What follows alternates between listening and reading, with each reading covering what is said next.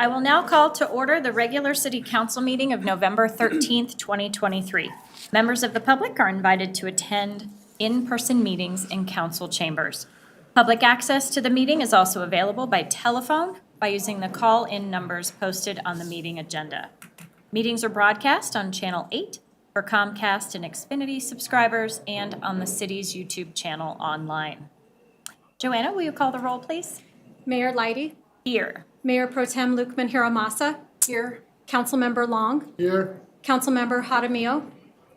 Councilmember Kondo. Here. Councilmember Burns. Here. Councilmember Goff. Here. Councilmember Brown. Here. And Councilmember Walker may be late. Please join me in the Pledge of Allegiance. I pledge allegiance to the flag of the United States of America and to the republic for which it stands, one nation, under God, indivisible, with liberty and justice for all. Yeah, that wetlands. City Manager Guyer, are there any responses to resident inquiry? Yes, one item for the public's benefit this evening, this week on Thursday, November 16th at 6:30 p.m. at the Northglen Recreation Center in Room 1. We will be hosting the 112th Ditch Workshop in partnership with Mile High Flood District. This is an ongoing study, part of their ongoing study, and really an opportunity for residents to meet with Mile High Flood District staff as well as city staff and share their stories, observations, concerns, all of the above in terms of the rain impact that we've had over the summer and flooding issues with this area. To date, I included in the Friday update to council and the residents along the stretch of roadway that all of the maintenance has been done, along the ditch. So that work is completed, and this is the next step in the study work, and then we hope to still stay on schedule to have preliminary recommendations for this area by mid-December. Thank you. Thank you. Are there any additions or deletions to tonight's agenda? No? Okay. We have 3 proclamations tonight and a performance. I'm so excited. So if council would like to join me down front, that would be great. I don't, oh yeah, because Nick's not here yet, please. I'll take you down the hill. Gotta come release. Yeah.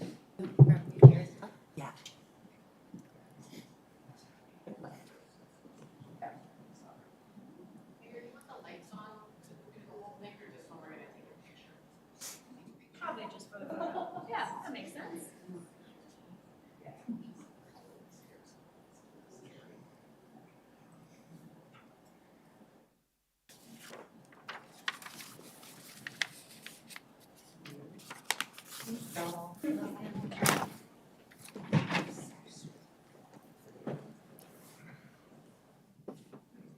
So our first proclamation tonight is for Transgender Awareness Month, and we have a member, the vice chair actually of our DICE board, Autumn Romero. Would you like to join us?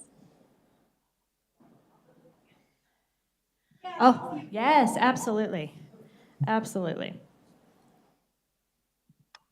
Thank you. Whereas Transgender Awareness Month is a time to celebrate and elevate the voices and experiences of the transgender, gender nonconforming, and non-binary community through education, advocacy, and action. And whereas during this month, we also recognize Transgender Day. That's never behind me. Transgender Day of Remembrance on November 20th, a day in which transgender people, I'm moving, that's not helping.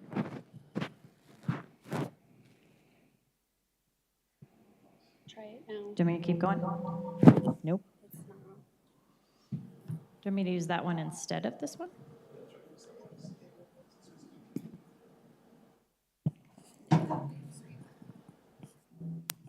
Is that okay? No? Can you hear me? I'll speak loudly too. Okay. I'm going to begin again. Whereas Transgender Awareness Month is a time to celebrate and elevate the voices and experiences of the transgender, gender nonconforming, and non-binary community through education, advocacy, and action. And whereas during this month, we also recognize Transgender Day of Remembrance on November 20th, a day in which transgender people and allies across the globe come together to honor the lives lost to anti-transgender violence. And whereas these efforts are more important than ever as we still live in a world where equality for all is not yet guaranteed. Transgender people are more likely to experience economic and health challenges and inequities, including homelessness and housing discrimination, workplace discrimination, lack of health insurance coverage, hostile school environments, suicide, and violence. And whereas creating a safe and supportive space for transgender people to be themselves and to raise visibility of transgender issues and experiences is necessary so we can come together and recognize that transgender and gender nonconforming people exist and deserve to be respected and valued. And whereas over 2 million people of all ages identify as transgender, gender nonconforming, and non-binary in the United States, representing a rich and diverse community comprised of all racial and ethnic backgrounds. And whereas these individuals are our parents, siblings, children, friends, neighbors, and coworkers, all of whom deserve love, dignity, respect, and the opportunity to thrive. And whereas the City of North Glen is committed to continuing to engage in education and challenging transphobia in order to nurture diversity and build safe and inclusive communities. Now, therefore, I, Meredith Leidy, Mayor of the City of North Glen, Colorado, do hereby proclaim November 2023 as Transgender Awareness Month in the City of North Glen and encourage every community member to continue the journey of learning about and understanding our gender-expansive community to foster a safer and more inclusive society for all. Dated at North Glen, Colorado, this 13th day of November, 2023. So we have 2 members of our DICE board here to accept this, and then I think we need a different microphone. So, sorry, that's for you. Do you have anything you want to add? You nailed it. Yeah? Cover all the Thank you so much. Okay, we'll get a photo, and then can we just turn that one off? We're gonna try to have you use this one. Okay. Okay. Everybody ready? 1, 2, 3. Keep smiling. Don't blink. All right, whatever. Thank you.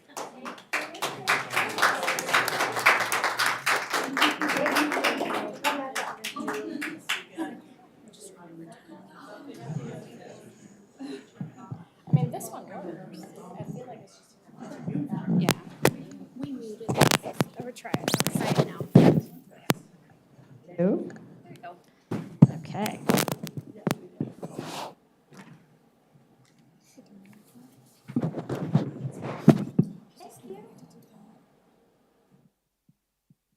And I think the DICE board will have an update for us later.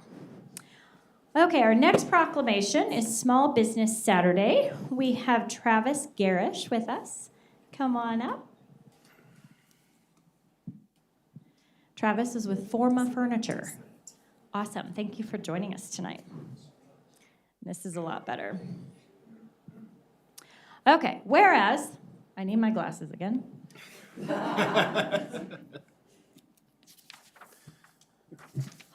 Now I can see. Whereas the government of North Glen, Colorado celebrates our local small businesses and the contributions they make to our local economy and community. Whereas, according to the U.S. Small Business Administration, there are 33.2 million small businesses in the United States. Small businesses represent 99.7% of firms with paid employees. Small businesses are responsible for 62.7% of net new jobs created since 1995. And small businesses employ 46.4% of the employees in the private sector in the United States. And whereas 68 cents of every dollar spent at a small business in the United States stays in the local community, and every dollar spent at small businesses creates an additional 48 cents in local business activity because of employees and local businesses purchasing local goods and services. And whereas 72% of consumers reported that Small Business Saturday 2022 made them want to shop and dine at small, independently owned retailers and restaurants all year long. And whereas Northglenn supports our local businesses that create jobs, boost our local economy, and preserve our communities. Now, therefore, I, Meredith Leidy, Mayor of the City of Northglenn, Colorado, do hereby proclaim November 25th, 2023 as Small Business Saturday in the City of Northglenn, and urge the residents of our community and communities across the country to support small businesses and merchants on Small Business Saturday and throughout the year. Dated at Northglenn, Colorado, this 13th day of November, 2023. So thank you for being here with us. Do you want to add a little bit? Thank you for having me, and on behalf of all small businesses, I accept this, including myself. Give you a little bit about Forma Furniture. We came to Northglenn about exactly 1 year ago. We opened in November last year, and this is my third store, and we are truly a small business, started in 2004 with 1 employee.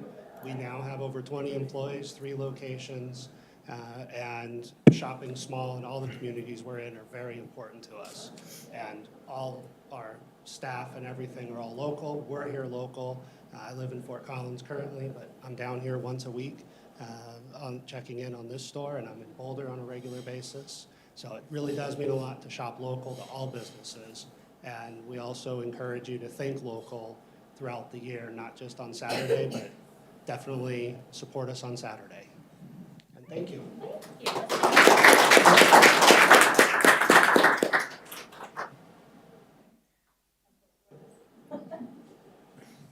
right, yeah, I was like, make sure you're right in the middle of it, Megan. There we go.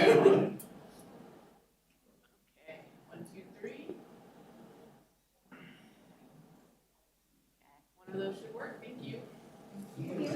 Thank you. Yes, thank you. Thank you.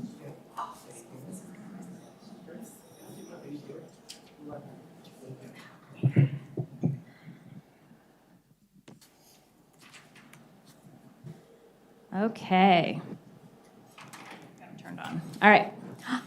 Our next proclamation is for Native American Heritage Month, and we have some special guests, so come on in. Yeah, come bring the whole group. Come on in. So we have Felicia Alvarez and Scott Gloyd. They're going to come forward to accept our proclamation. Do we also have Elder Andy Kozad? Oh, yes.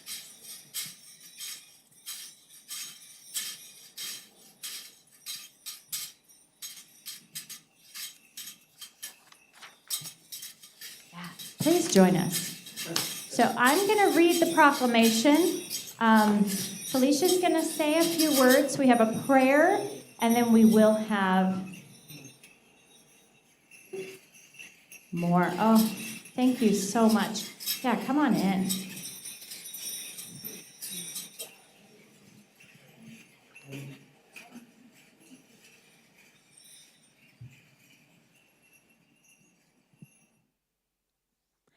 Okay. Whereas Native American Heritage Month celebrates the accomplishments of Indigenous peoples who are the original inhabitants, explorers, stewards, and settlers of land in the United States. And whereas Colorado has been the traditional homelands of Indigenous peoples since time immemorial, 48 tribes have ties to what is now known as the state of Colorado, and there are currently over 200 tribal nations represented in American Indian, Alaskan Native communities in the Denver metro area. And whereas Native Americans continue to contribute to all aspects of society through their generosity of culture and the continued practice of teaching economic, environmental, and cultural sustainability. And whereas this observance is an important time to honor Native American triumphs and resiliency and acknowledge issues still affecting the communities, such as exploitation of natural resources on Native lands, systemic poverty and unemployment, substance abuse, criminal justice inequities, stereotyping, erasure and cultural exploitation, and the missing and murdered Indigenous peoples crisis.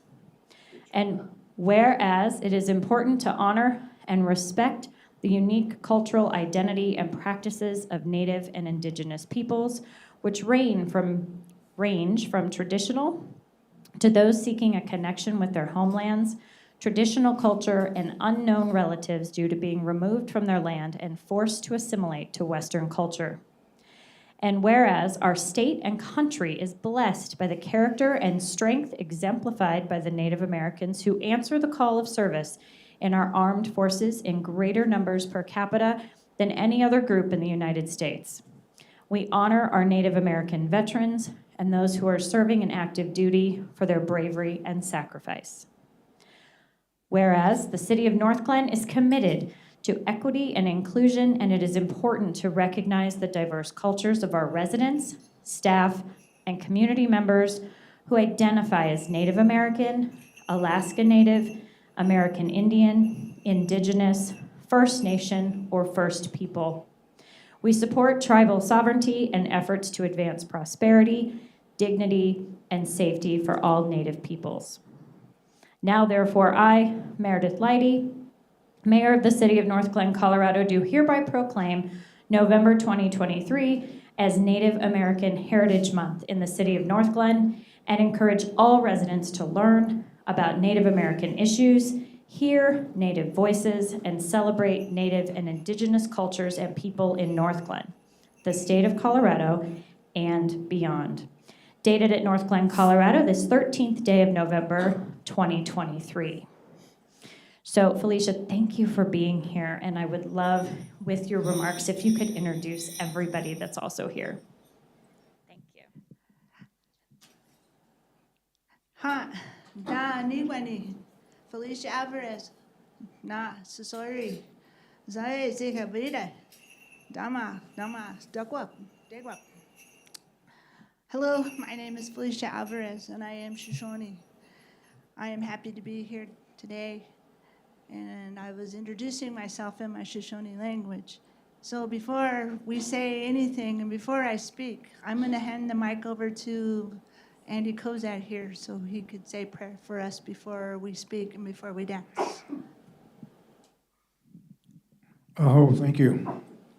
It gives me a great honor and privilege to stand before the city of Northglenn.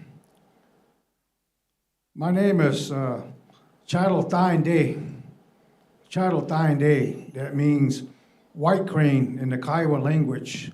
I received this Kiowa name just recently over the summer. This name goes back when the Kiowas were migrating to what's now called the Black Hills. And we are a warrior society tribe. Songs, dance, prayers, presentation, way of life. There's so much, it's really immense to explain just one particular tribe. Today we go with prayer today, not only because of Native American Heritage Month, but throughout the year, 365, 24/7.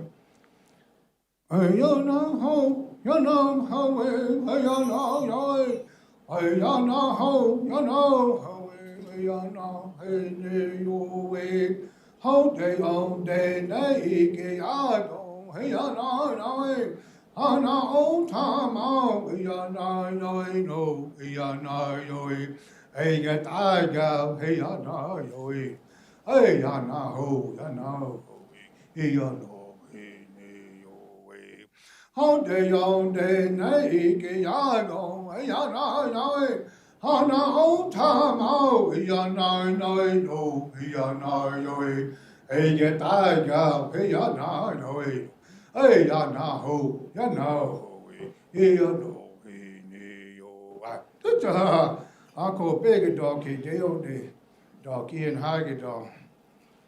All they call on me, Creator, Grandfather, Great Spirit.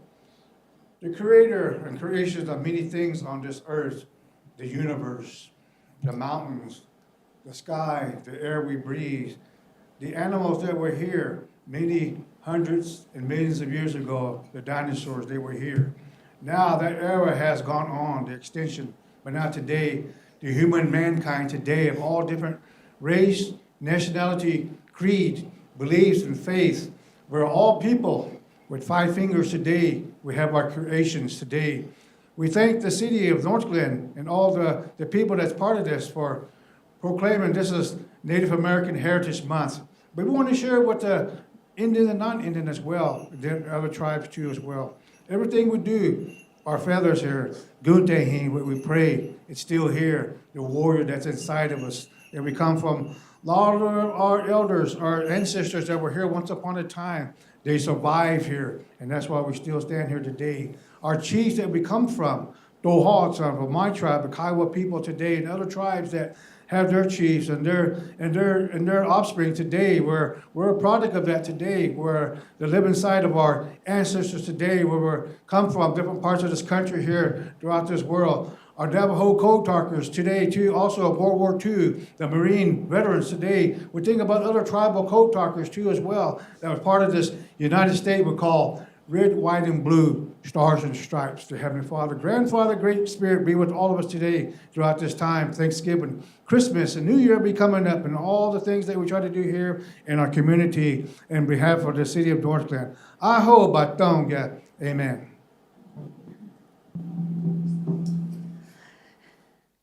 Hello, everybody. First, I want to thank you, Mayor Meredith Liddy, for this proclamation in recognition and honor of our American Indian Heritage Month. Our community accepts this proclamation in the name of our ancestors that walked upon these lands before our now existence. First, I want to recognize that these lands are homelands to our Ute, Cheyenne, Arapaho, Pawnee, Shoshone, Sioux nations, as well as our indigenous nations to the south. And when we recognize indigenous peoples and lands, we recognize all nations from Canada to South America. And we say indigenous nations because we existed before America. And when we recognize our heritage of our indigenous nations, we are reconciling with our ancestral lands, the very lands that carry on our ancestral footsteps. Our footsteps, our languages, our way of life, our love for our families and our motherlands, our spiritual connections and humbleness to our Creator, Mother Earth, and our universe. And with this proclamation, we cannot forget the atrocities placed upon our people, to those before us that paid the price for our very existence today. Our ancestors, elders, the countless number of indigenous children placed in boarding schools, those that survived and those that never came home. And the continued violence of missing and murdered indigenous sisters, women throughout this nation that continue today. So before I enter in our dancers, I just want to recognize all the indigenous nations represented here today. Cheyenne Arapaho Nation, Northern Arapaho Nation, Kiowa Nation, Eastern Shoshone Nation, Dene Navajo Nation, Haudenosaunee Nation, Blackfeet Nation, Ogallala Lakota, Rosebud Lakota, and Chippewa Cree from Rocky Boy, Montana.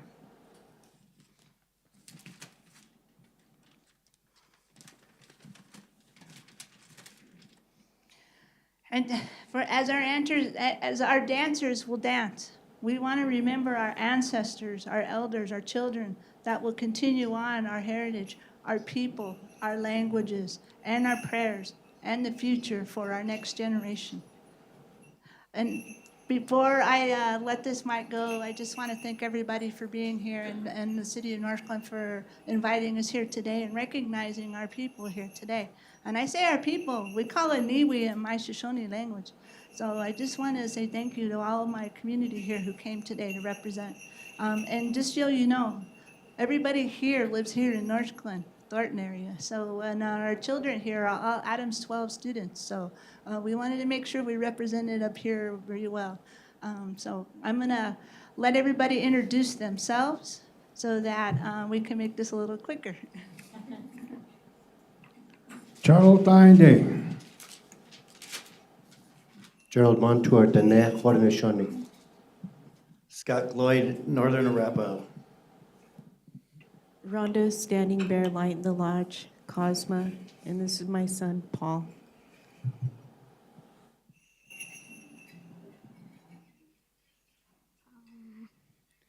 Chippewa Cree from Rocky Boy.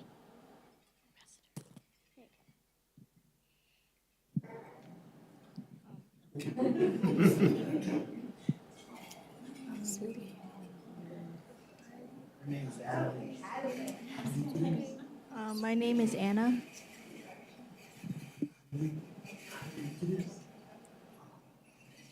That's Adelie Peters. She's Lakota. I'm Michaela Running Wolf. I'm Kiowa, Cheyenne, Arapaho, and Blackfeet. Hello, my name is Raylene Whiteshield. I'm Cheyenne, Arapaho, and Kiowa. And I just wanted to say hello, and I've been a resident of Northland since 1982.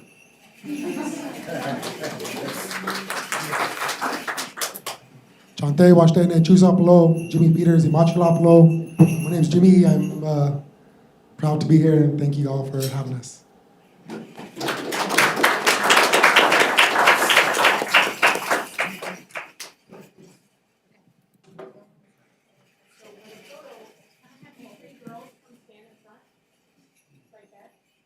Fit everybody in, and then you can move closer.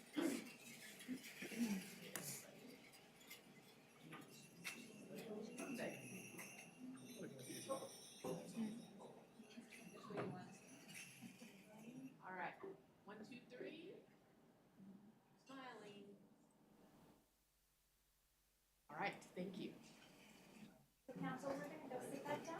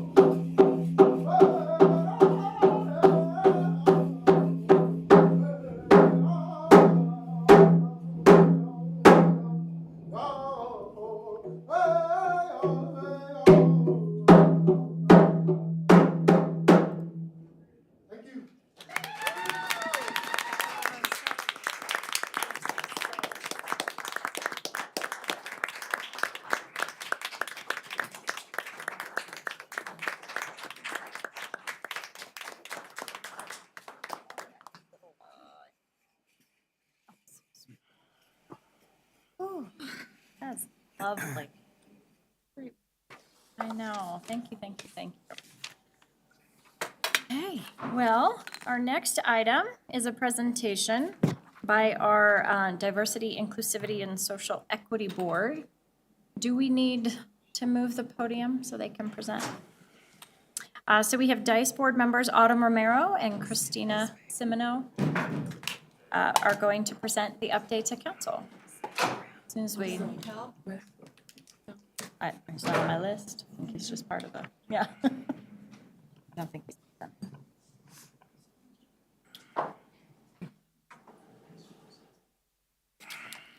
Ooh, that was fun.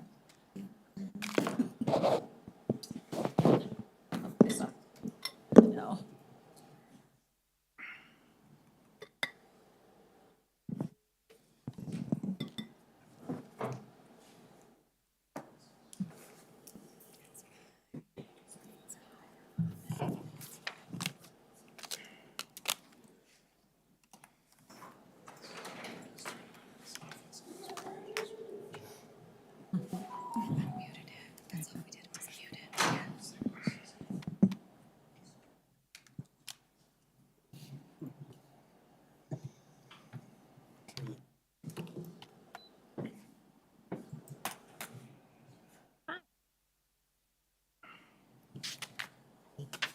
I'm not sure, did you all receive a copy of the presentation, or will you just be seeing it on the screen tonight? We also have we have it on Okay. our screen.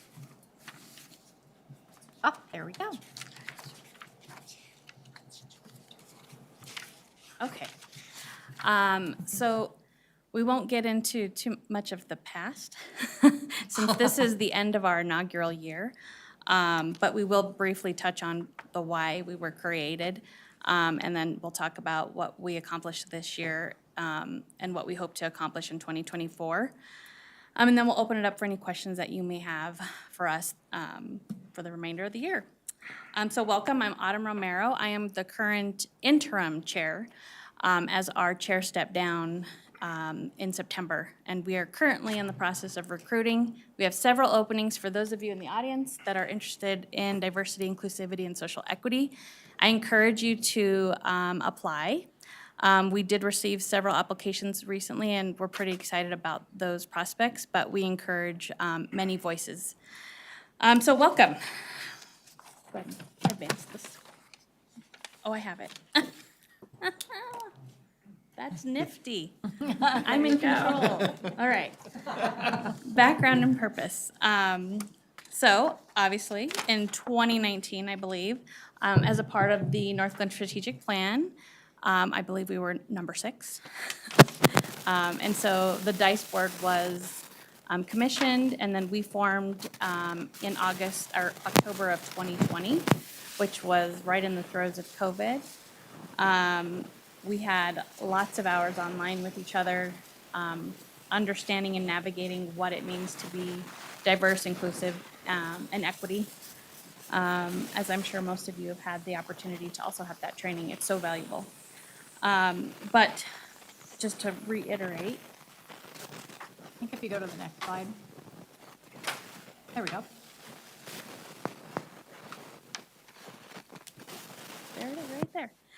DICE was organized to support the city's priority of maintaining and celebrating North Glen's diverse community. DICE uses community feedback to inform decision-making and advance diversity, inclusivity, and social equity initiatives in North Glen. Some of our activities or events that we've tried to host when we were first launching collect and analyze community feedback. So we were at a myriad of events for the past 3 years, talking to the community, asking them, what do you want to see included in city initiatives? So it was a lot of data collecting, a lot of conversations. And it was really challenging that first year because we were coming out of COVID and that following year, and a lot of things were still remote. So it was hard to really get in front of the community to really have those face-to-face conversations. But one of our other tasks we're charged with is to develop and recommend policies and initiatives. And I hope that in the coming year that City Council will utilize us a little bit more. We have established one of our representatives will be coming to City Council meetings. We also have Dr. Goff, who sits with us. So we try to make sure we're abreast of everything that you guys are discussing. But I don't know if it's necessarily been a two-way street just yet. So I think that we need to have more integrated conversations when topics are arising so that we can start the communication at the beginning instead of coming in at the end. Another big one for us is educating and raising awareness. We've had a lot of ideas about what that means and what that looks like, and we've had a hard time executing it. The one event we did host this year, and we'll get to that a little bit later, but was we did have the Anti-Defamation League come in, and we had a pretty good turnout, but we'll get to that. We'd also like to further collaborate with community organizations, and we really want to connect with the city's internal employee group that does the same thing. And I think that if we can actually align with those employees, that we can get our voice out there and be a little more proactive with employees.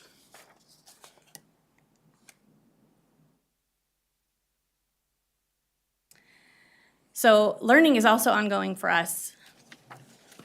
There's a lot of topics that get brought up to us, and it touches so many fabrics of our life, right? Like economics, education, businesses, small businesses, and just the social aspect of living in a small town sandwiched between so many larger areas. But one thing that I found is that we're always on the journey of learning, and so we've had several people come in and talk to us. What does that look like? We've had Dana Sobel from Prevention and Policy come in. We've had the Adams County Health Department in.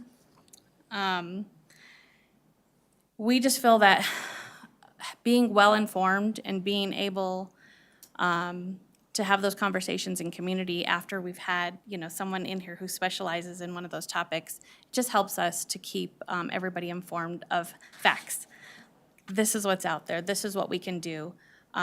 We don't want to create fear-mongering. We really want people to feel that their opinions are valued here. We've had the crisis response team come in and talk with us. So Jessica came in and updated us on what's going on with that. We had Sue Parker Gerson from Anti-Defamation League come in. And then we've also had Tink Tinker come in from the Osage Nation, and he talked to us about land acknowledgements. And that is like a huge priority for us in 2024. We've struggled a lot with this one because in an ideal world, it should be more than just an acknowledgement, right? Giving land back is the ultimate goal, and that's something that wouldn't necessarily happen. And that's because of the way we've designed our government. And so it's hard to come up with something that doesn't feel performatory, that actually honors and acknowledges the indigenous people of this land. And it's still something we're striving for. So we're trying to find what is that balance? How does that look like when we create a policy to support that?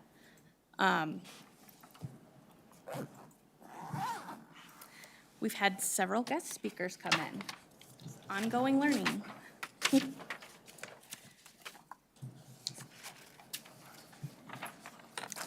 Sorry. I don't want to read every single presenter to you. Tell me a story. Accomplishments for this year. I will tell you, this has probably been the most challenging year for DICE, and partly because we've had people move out of North Glen, and so we've had some open positions. And when you're running a little short on your people, it's hard to, well, you need a quorum, first of all, to vote and make sure that we can continue to progress. But the other side of that is we're bringing in new people, and then we're educating and bringing everybody up to speed. So that's the nature of the beast. You guys know that, right? We have 2- and 4-year terms for our city council people. And it's actually something that I would like to pitch for the DICE board. Our inaugural year was 3-year term. The challenge with that is we all ended this year, and we were able to up that. However, it would be great to have a staggered group so that you have a consistent message, and that you can, I could walk away from it and know that the next team stepping in doesn't have to recreate the wheel. And so that'd be something I'd really like to see changed with regards to how we recruit and retain our board members.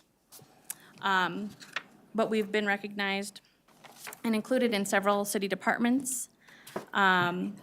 A big one for us is that we had a few members sit in on the, where'd it go?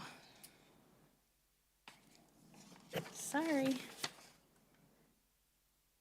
Participation in community board interview process. So we've had a say, we've had our voice represented when the city has looked to hire the commander, lieutenant, and the sergeant for the police department. I think we all look forward to having those conversations because we really get to hear what our police could possibly look like. And then we're also being asked for our input before someone is selected. So I think we are a good cross-section and representation for our hopes and expectation of what a good police force looks like.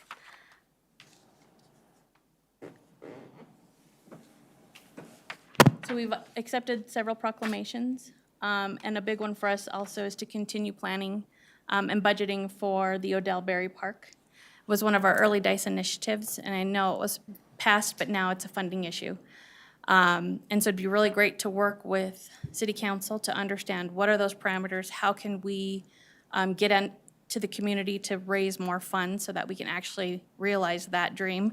I don't want to wake up 10 years from now and be like, oh, we finally got that park.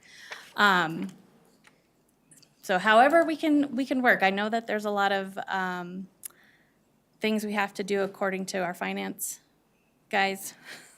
We've learned some lessons this year and how that works when we're paying people to come in and speak to us. And so we just want to make sure that, you know, I don't just go out and start saying, hey, let's raise some money. And then I find that there's a roadblock. So wherever you guys are in that process, please include us so that we can help further that initiative. A big accomplishment we felt, and Tina was a really big advocate for this. She was the one who was able to coordinate and get the Anti-Defamation League here to lead a class. We had, I think I have a picture of it. Where'd it go? Maybe not. Well, we had actually quite a few neighbors, community members show up to listen to what the Anti-Defamation League had to say. And this was before the current tragedy that's happening in Israel and in Palestine. And even then, there was a rise for hate crimes that were happening. And it's very eye-opening and staggering to see and hear the things that are going on. But after that, Mayor Leidy signed the Mayor's Compact following that ADL event, so that was a huge win for us.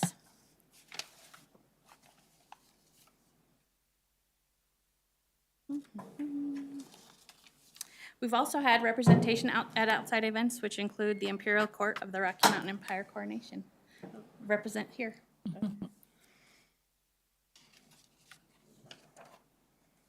Okay. So we've talked a little bit about education and wanting to be able to host more educational events to bring our community in.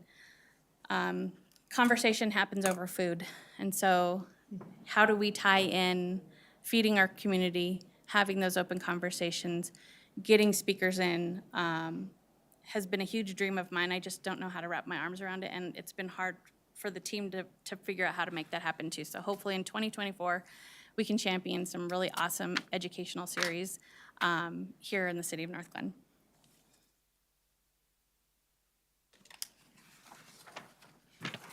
So we do have a work plan that we established, and it's got a lot of ideas on it. And I think once we fill all of our seats, we're gonna wanna revisit that work plan, assess what the priorities are. And part of that is really getting your input too. Like, we understand what we see as a priority, but we also wanna understand what our government officials see as a priority. How do we marry those two, and how do we move forward so that these initiatives aren't just falling flat, that they actually hold meaning? I think that our community has shown up in full force for several, not just external social events, but also when things have hit home and challenged us, made us feel uncomfortable. Those conversations have to happen. We can't just shut down and not have that open dialogue. And I think that DICE can be integral to ensure that we have that dialogue with our council people, with our mayors, with our small businesses, with our children, our schools, all of that. So, huge advocate.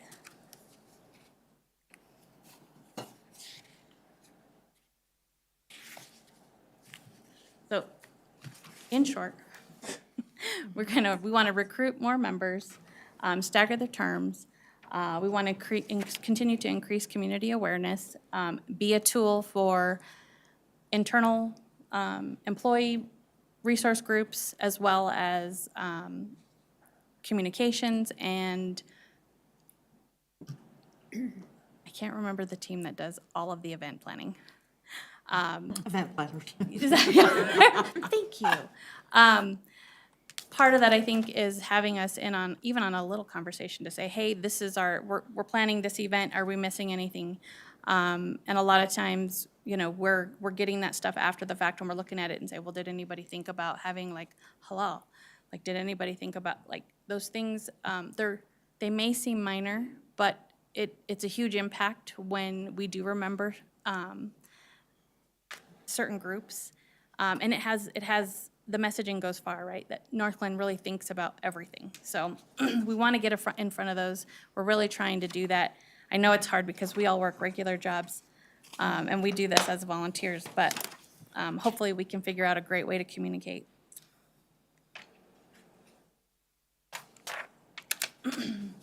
As one of our last,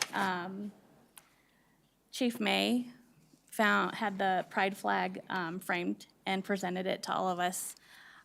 Was huge because we do often work with the police department. He's like I said, we've been in on a lot of interviews. Plans for 2024. Oops, I skipped it. We're just gonna discuss it. So obviously continue to partner within the city. I think we really want to partner with more community organizations, and that's been a little bit of a challenge. We've been able to bring people in the door to have those conversations with us. But at some point, it is like we're constantly learning, so it's hard to put it into action. I'm hoping that when we get some new people on the board, that hopefully they can shift us in a way that gets us thinking in a fresh perspective, and hopefully kind of stirs our rudder so that we can course correct a little bit on that.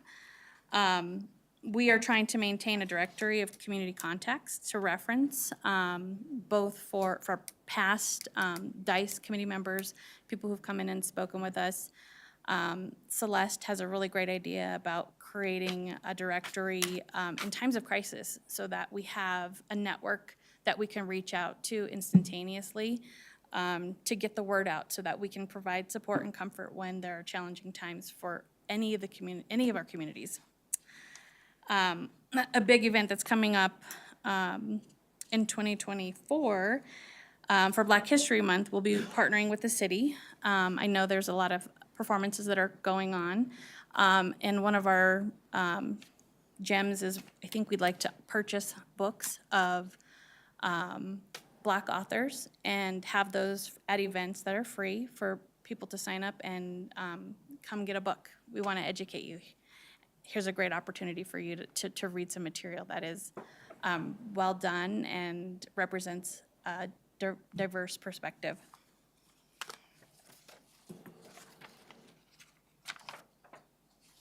Okay, the last thing I'll say is North Glen is a diverse community. We come from all walks of life with different backgrounds, experiences, and perspectives. This diversity is our strength, and it makes us more resilient. DICE was tasked with creating a community that is inclusive, creating a space where everyone feels welcome and respected, as evidenced by some of the smaller events we've been able to throw support behind, such as Pride.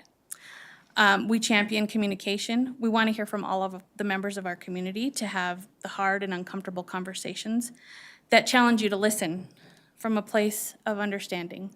And that's kind of, it's hard. It's a hard thing to do when you have differing perspectives. But if you're not willing to sit down and have the conversation, we're going to go nowhere. So our hope is that when people come and see us at events, that they want to have a conversation with us. Even if it's not right then and there, we can schedule time, invite them in to our space when we're hosting meetings, to have that safe space to come in and have a conversation. One thing that I find is that there are barriers to our underserved communities. We need those voices on our boards, and those are the voices that are always missing from our boards. I don't know how to fix that. It's definitely something that we struggle with. Hopefully, we can work with City Council to say, how do we target those? How do we target the silent people who will not come forward, who do not have time, or they're working 2 jobs because, they can't afford to live? And those are the voices that we need to have championing these types of, this progress. Anyway, I encourage you all to get involved with the DICE board work. You can do this by attending our meetings, providing feedback, and volunteering. Go DICE. Thank you. We have a few hands, so stay with us for a minute. Councilmember Goff? Thank you. I just want to say thank you, both of you, for coming out and speaking to the council. It's a certain amount of risk. You kind of go outside your comfort zone. And I know Autumn in particular stepped up when Everett moved out of state for a job. And we're very glad that you did that. So just, again, thank you for all your hard work. Councilmember Brown? I have 1, 2, 3, but most of them aren't really questions, it's just clarification. How many people are currently on the DICE board? We're about 5 or 6. 5 now. 5 or 6? And how many openings? 4, 4. because we have 9. Yeah. About 4. We can get back to you on a. I have to double check. Yeah. Might be There 4. are. Might be 5? Yeah. Yes, we have 11. Yeah. Do those openings get posted on the city webpage? They do? Yeah. Facebook too? I just want to make sure that Yeah, the it- public knows. Yes, it just went out in the connection recently, and we are going to be sending out a mailer. We just approved that. I just got the numbers back, so that should be getting printed and sending that out. So if you have community meetings, please let us know. We'll try to get you stacks so that you can hand it out to your ward members. Cool. Sorry. Yeah.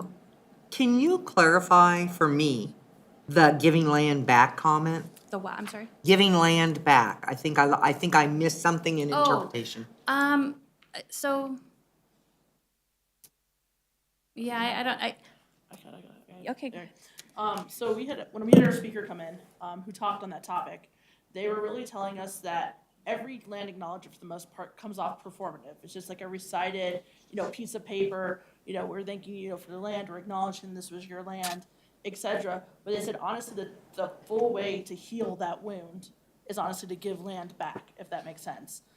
So we know we can't do that, logistically, it doesn't work that way.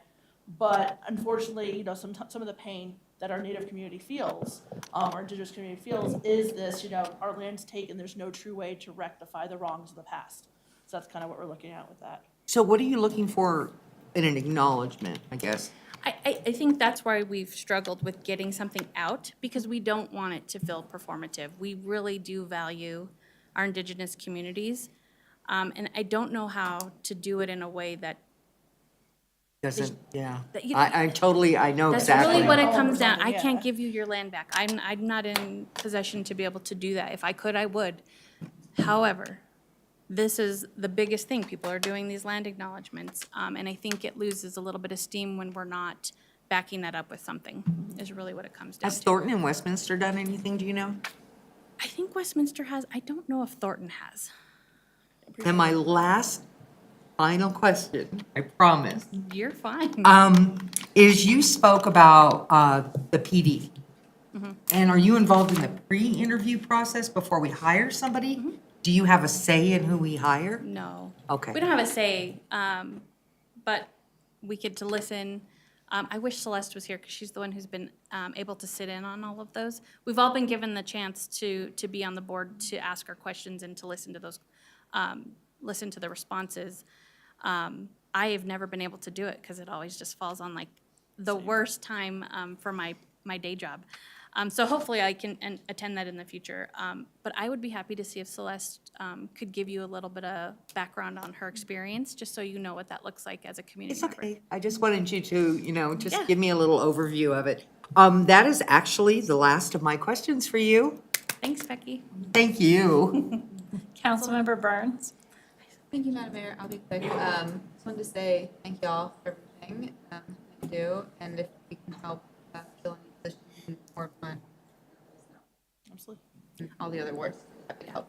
Just to be, I can This is send- just promoting I'll mine. send an email to all of you just so you can see who, because we did some shuffling, because we had someone who was at-large, but we went ahead and moved her into the Ward 4 slot. But we do, I think, have 2 at-large that are open, a Ward 2, 2 Ward 3, 1 Ward 1.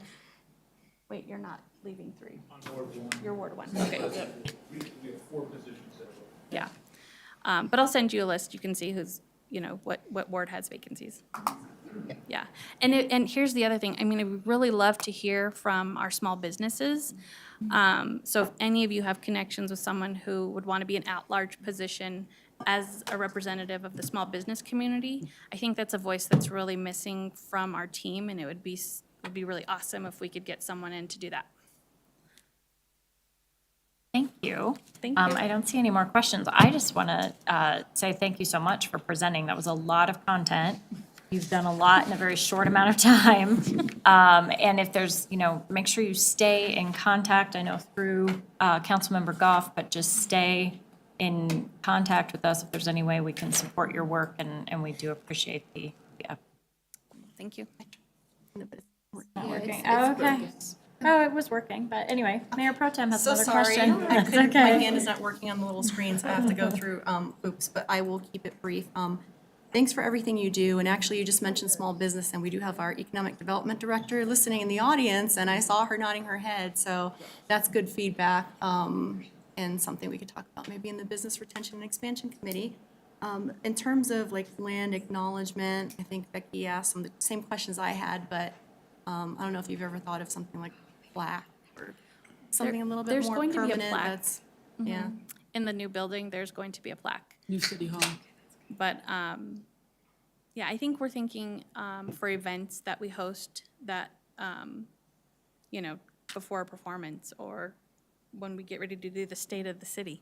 Those types of things would be really great to have an acknowledgement that's read. That's the same for every department and event, that, it'd be the same language is kind of what we're looking for in addition to that plaque.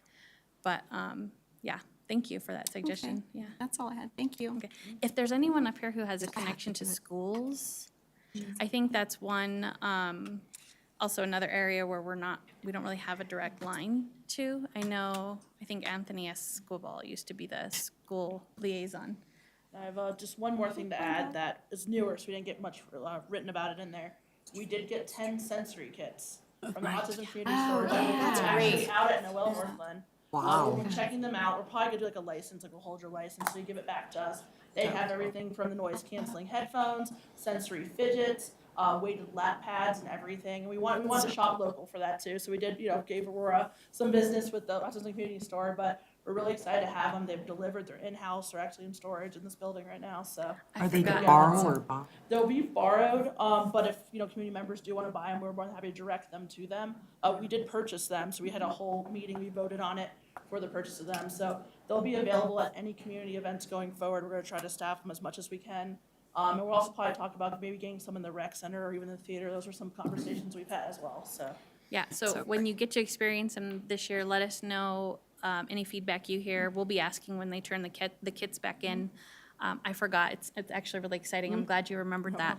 I can't wait to see what they look like. Oh, they're so cool. We've actually, my 18-year-old son and I kind of were looking at them and looking through them, and they're amazing. They were so awesome. They came up and delivered them to the house. I mean, they're heavy. They got a lot of stuff in them. They're awesome. It's a great tool. I mean, my heart's with the autism community. I had a stepson who was autistic, and just watching what wonders those did for him out in community settings and sporting events and museums, it was life-changing. You could go from, complete meltdown to, okay, I'm calm, I'm in my environment, so this will be a great tool. We'll have actually a sensory room at Noel Northglenn as well, so, yeah. Quiet space. Our neurodivergent community is a huge part of this group, so we support them and champion their causes. Oh, I love that. All right. Thank you. Thank you. Thank you.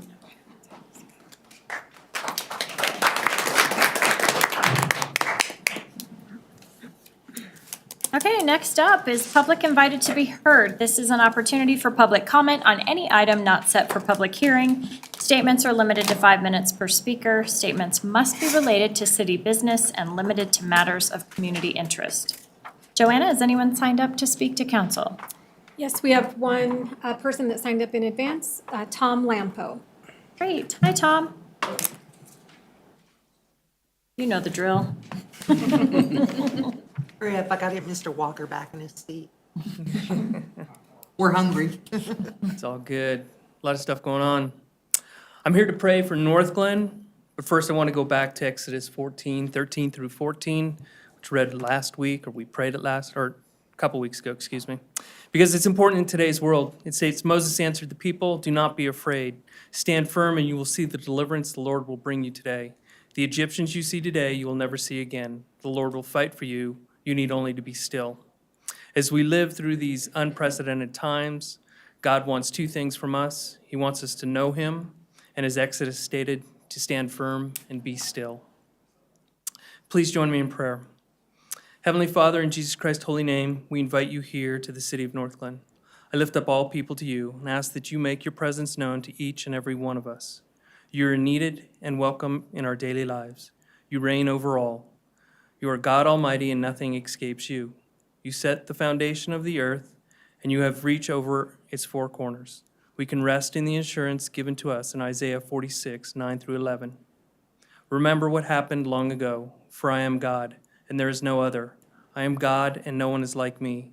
I declare the end from the beginning, and from long ago what is not yet done, saying my plan will take place, and I will do my will. I call a bird of prey from the east, a man for my purpose from a far country. Yes, I have spoken, so I will also bring it about. I have planned it, I will also do it. You are the master planner. We'll go where you lead us. Your love for us is immense. While you knew we would hate you, you loved us. Romans 5:8 states, but God demonstrates his own love for us in this, while we were still sinners, Christ died for us. Your love covers all wrongs. Again, show us your love.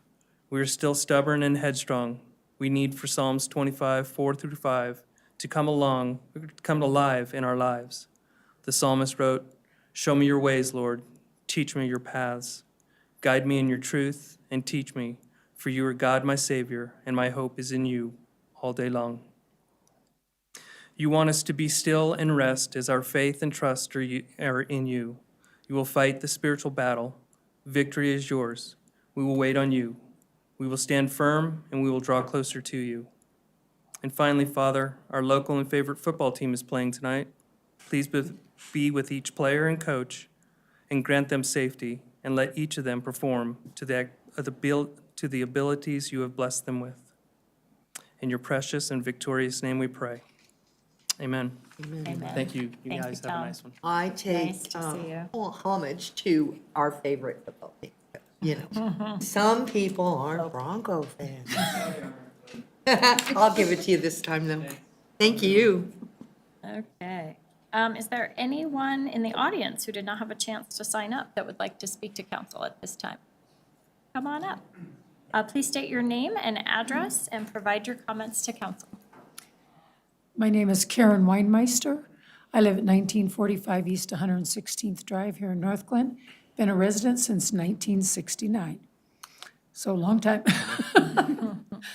My concern tonight is the lack of regulation on the amount of pets a person can have. I have a neighbor who at one point had 18 cats. At this point, she has either 7 or 8 dogs, I'm not sure. The main problem is the cleaning up after them. So the more pets you have, the more waste you have. On a hot summer day, I literally cannot stand my backyard. You go out to the car, the smell is atrocious. If you go and knock on her door, she sneaks out as quick as she can and shuts it because the smell from inside of her house is beyond belief. It literally can burn your nose. It's that bad. And she just got another puppy a couple days ago. Every city I called has a limit on pets. 4 cats or 4 dogs or a combination.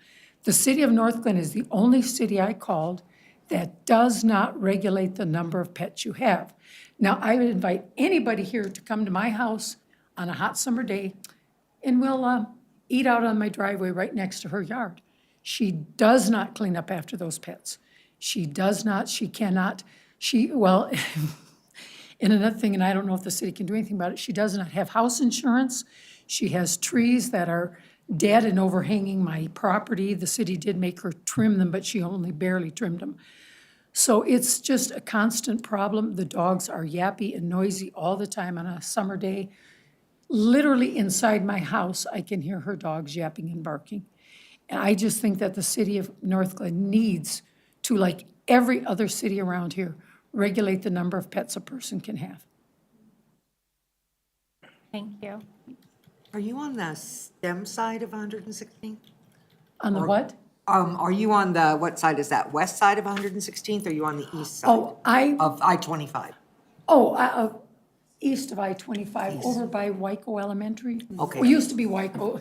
So I thought you were right by me. Oh, okay. I'm 115. So we're just, yeah.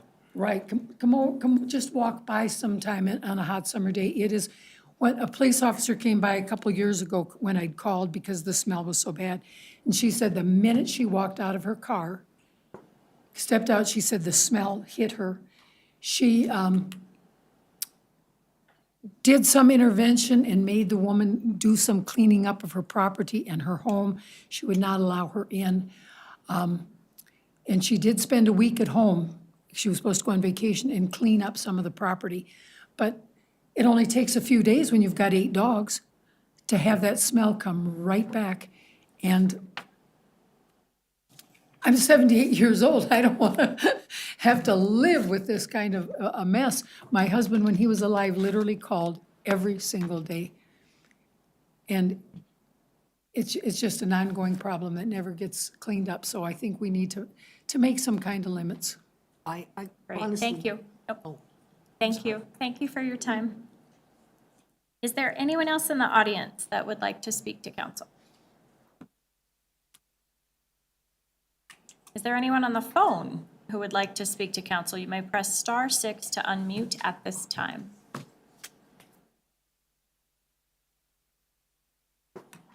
Okay, we are going to move into council communications. We will start with Councilmember Burns. Thank you, Madam Mayor. I just want to say I'm happy to be back in person amongst you all. I have missed all your beautiful faces.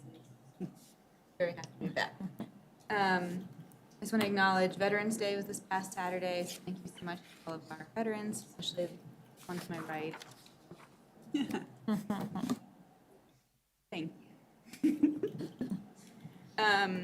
And thank you to everyone who came to accept proclamations tonight. I think a lot of them have left, which is rightly so. It's very, very dark, very early now. So get home. So thank you very much. I also want to take a minute to address some of the comments we got from residents on our social media pages regarding the resolution and proclamation from 1023, and just sort of speak a little bit further of what those were intended to do in regards to the crisis happening in the Middle East. They were definitely meant to condone extremism, terrorism, and across the board. I think we've proved here tonight that North Glen is a city that is committed to diversity and inclusion and making people feel safe and welcome. And that was the purpose of those, and I regret anyone who took those differently. And if anyone does have any questions, please do email me. Happy to talk about it. Our goal, at least in my eyes, was to make a proclamation and resolution of understanding and humanize people. We will not tolerate hate. We will not tolerate hate speech or hate crimes or dehumanizing anyone in this community. And I want to make that very, very clear. Because I get it. My social media feed is filled with terrible, terrible images as well. And it's a tough time. So I want to say sending light and love, everybody, from up here on the dais, here in North and across the world. And please do feel free to reach out to us if you do have any questions. That's it from me. Thank you very much. Councilmember Walker? Thank you. I want to thank Tom Lampo for his kind words as always. I want to thank our American Legion who came out for Veterans Day on Saturday along with Doug and the Native American tribute that they had. It was beautiful. And of course, our staff for a wonderful, wonderful Veterans Day. It was very well done, very respectful.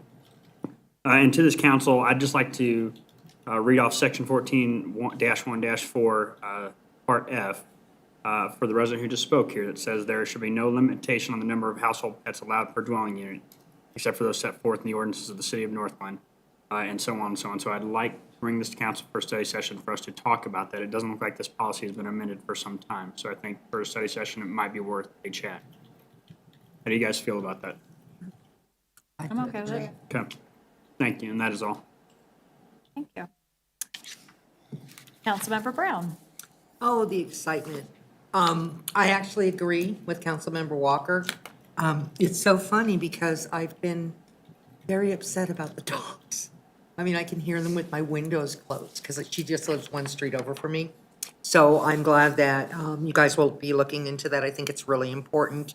My NER meeting last week, or this month, was canceled. There was nothing on the agenda. Let's see. I would like to thank our Native American dancers. When we had the powwow over at Stonehawker, they went through and remember he told us what all the feathers meant, everything meant on their, am I safe to say costume? Regalia. Regalia, thank you. And it's just awesome to see them, and I really appreciate them coming out. It's one of the highlights of being on council is seeing them at least once a year. I would also like to thank our veterans for the service that they provided and my freedom of so many things. I think that's all I have today, Mayor. Okay. Councilmember Goff? Thank you, Mayor. I'm probably going to go a little bit backwards. I would just kind of make note that before our meeting here today, council got to go through the construction site for our new city hall and went through a ceremony that just kind of honors all the people that worked on it and put things together to have that happen. So that was interesting and moving and fun. And I don't know how they're going to how long they'll leave it, but there is a tree up on top of the construction, and that was part of the ceremony.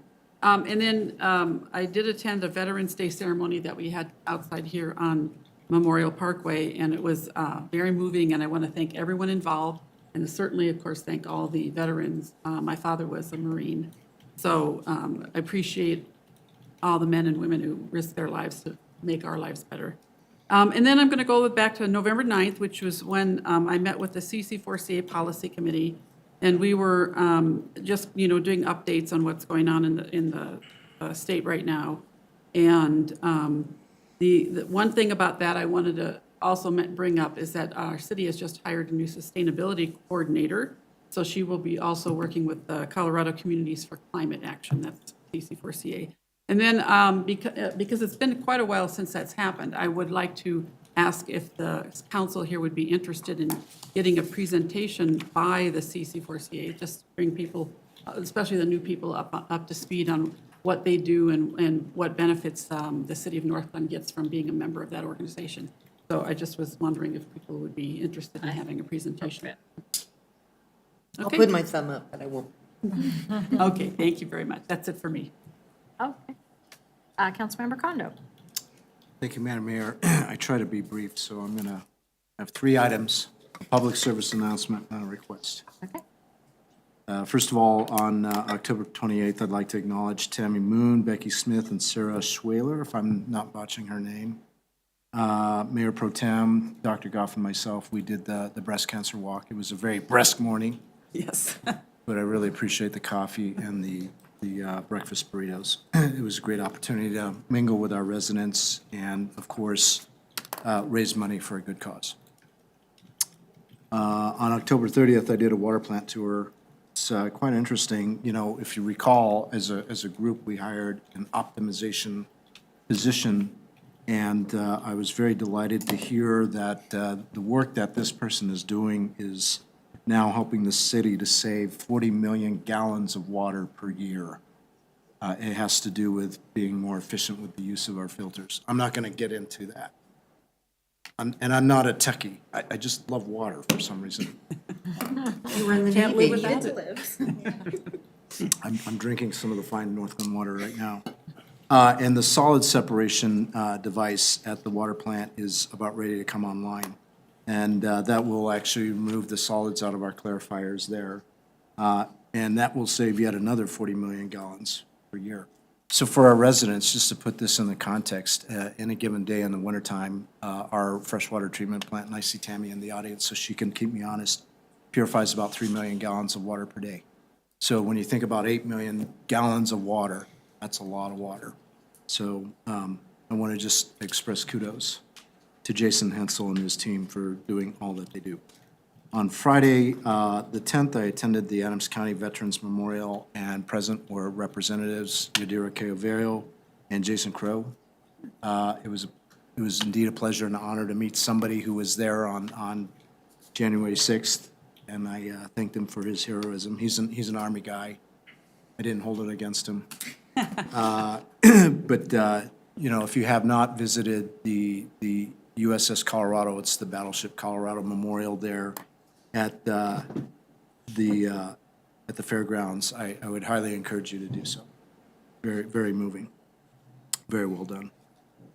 Now, my public service announcement. So I think it's Ward 3's turn now to get some pain in regards to the installation of the T-Mobile fiber. Because I've seen Congruex and SCI, I believe, and they've put out signs about no parking and all this other stuff. So I just, for the interest of our residents, Ward 3 now is getting its due turn at this. But if you have any issues or complaints, and I'm speaking to you, please let us know so we can bring it up. Did you like that? It's fair. It's I'm looking in the fair. camera. My last thing is a request to this days. First of all, as you heard in the news, both Sheriff Clapp and Brian Mason, as well as I think we had a person on the Metro Task Force, Chief, refreshes my memory here. Who was that on the Metro Task Force? Yeah, so actually, just we were about to promote him to Sergeant Josh Moreau. So Josh Moreau. Yes. So they had 2 major breakthroughs, the car theft ring at DIA, as well as the major fentanyl bust. And what I'd like to recommend is that we write an attaboy letter for both of those gentlemen, and I wanted to see if the Days would be willing to support signing that. Okay, thank you. Appreciate that. That's all I have, Madam Mayor. Councilmember Long. Good evening, everyone. I too want to give my special salute to all the veterans. My father landed at Normandy, and I met with some of his friends, actually, that were still alive on this auspicious day. I want to say hats off to our Native American friends who did a wonderful salute today, this evening. I have been in touch with my friends up on the Cheyenne River Reservation, the mini Kanju up there. They're getting ready for a big winter. And I just wanted to say that everything we do in terms of supporting our Indian heritage, our Native American friends are really being represented in a movie that's just come out about the buffalo, but it really is talking about the Native Americans. I encourage everyone to see it. It's Ken Burns' latest movie. And I want to say one more thing about October 23rd and the proclamation that the city spoke to and presented and gave as a gift to me to pass on to my Israeli friends, which I did. And I want to say with heartfelt thanks that the words that were used and the wording that our city attorney wrote as well was also forwarded to them. Regrettably, they did lose their son, and I was a little late tonight getting to the memorial we've just done in the city hall opening. I was on a very touching, my wife and I, on a Zoom meeting to Tel Aviv, and I can share with you that they're holding forth as hard as it is right now. They are doing everything they can to welcome as many Palestinians into their neighborhoods. They have a lot of Arab brothers that are also in the community, and I just want to share with you that the equanimity that's shared amongst all of those people is so heartfelt, and when you see their faces and see their earnestness about ending hate in all its categories, it needs to be done.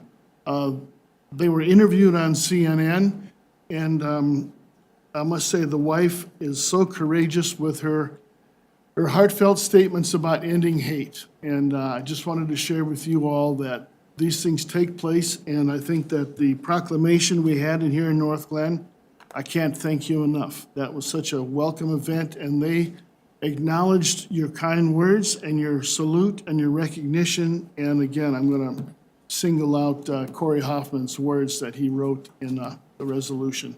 So thank you all. Thank you, Jim, for the update. I really do appreciate that. Mayor Pro Tem? Thank you, Madam Mayor. I will also start by honoring our veterans and just expressing my heartfelt gratitude for all the sacrifices, also coming from a military family. And also thank you to Councilmember Kondo for your service as well. I did attend the veterans event on Saturday as well, and it was beautiful. And then the spaghetti dinner afterwards with our seniors, hosted by the seniors, and it was a beautiful choir. And I can't remember the name of the choir right now. Does anybody remember? They were great, though. Hopefully somebody will remember. I also want to say thank you to Councilmember Burns for those words about the proclamation, and also Councilmember Long, because we do not support hate and condemn all forms of violence as well. So that's important to say. On to my actual communications. I would like to thank Superintendent Godowski from Adams 12 and his team, because they stepped up to support our Youth Commission in their drug addiction project. So that was really wonderful. They're putting it out in the newspaper, Adams 12 newspaper, and on all of their social media sites as well. So that was really great news for the kids on the Youth Commission. On the 24th, we celebrated the long-awaited completion of the 120th Avenue Improvement projects on time and on budget, which is the sentence we love to hear. For anyone that hasn't had a chance to drive that way, 3 lanes in both directions between Sylvia and the N Line overpass. It's just beautiful. So hopefully that'll alleviate a lot of that bottleneck. And I had the honor of standing in for the mayor and welcoming everybody. So that was, it was great. It's beautiful. On October 26th, we had our Ward 4 meeting, which was very, very well attended as per usual. Our topics were the Tuck lateral ditch, Proston Marketplace updates, no need for speed and speed racing, Public Works and specifically Area 36. So I want to say thank you to all our Ward 4 residents for attending and showing up. As always, there was barely enough room for everyone in the community room in the Justice Center, so very appreciative of our residents. I also attended the Breast Cancer Walk. Thank you, Tammy, and your team and the HEAL Committee for putting that on. And it was freezing, but it was beautiful. It was still a beautiful walk.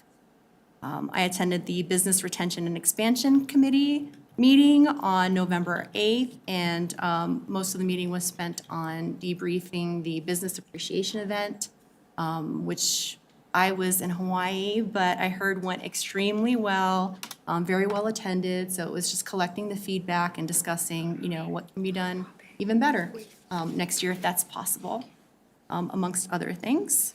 I also attended the Police Pension Board meeting, and one thing that I will say I'm very excited is that our sales tax extension passed, and so as it stands right now, Northland has the lowest percentage of employer contribution to our police pension funds, which is not a great thing. So hopefully looking at that will help, us have better matching contributions in the future. I had 2 no need for speed meetings in Ward 4, so been pretty busy with no need for speed. One was Euro Lane, which did not qualify. So temporary measures right now are traffic calming signs and more traffic enforcement. And then the last one, I will end with a request, and it's a Ward 4 street, but it's also a concern for all of us because it's Melody. So I see this as more of, all of us to be involved. We had a no need for speed meeting on the 9th, and it was very well attended as well. Now, surprisingly, it didn't qualify by 0.2 of a point. It was great discussion. Staff was great, city manager was there, and it was really good information. The residents brought up that they felt that more of the southern portion of the roadway wasn't being paid enough attention to in terms of the speed studies. So there was also some issues. I don't know if it's issues, but the graphs had a lot of 5 miles per hour. Councilmember Kondo did attend that as well, which could be skewing some of that. So my request is to have the city manager have another speed study conducted in the spring because it was conducted in July before school started, and the residents do notice a huge increase in speeding when school starts. So that's one request. As it stands now, we are set to discuss the policy, but you can't qualify for another study unless it's 12 months later. So this would kind of preempt that with council's approval. And then also to have the city manager look into the blind curve issues that residents have expressed concern that aren't part of the no need for speed program on the southern portion of the roadway, as well as a potential request for a crosswalk and pedestrian activated lights. Those are separate from traffic calming. So those are 2 requests for Melody that I would need approval for the city manager, or the city manager would need approval for to move forward. I say yes, but I also think we need to look at no need for speed. That we are, as well. I think that's on the agenda. So this would be in the interim. Yes. Okay, thank you. That's all I have. So, Mayor? Yeah. Are you not what is the speed study in spring that you're asking for, right? Mhm. Which is ahead of schedule, but I think we really have to do something. Yeah, so it would be an additional, they just had the speed study conducted per protocol, per procedures in July, but it was before school started, so it'd be worth it to look at that speed study again Right. when it's busier.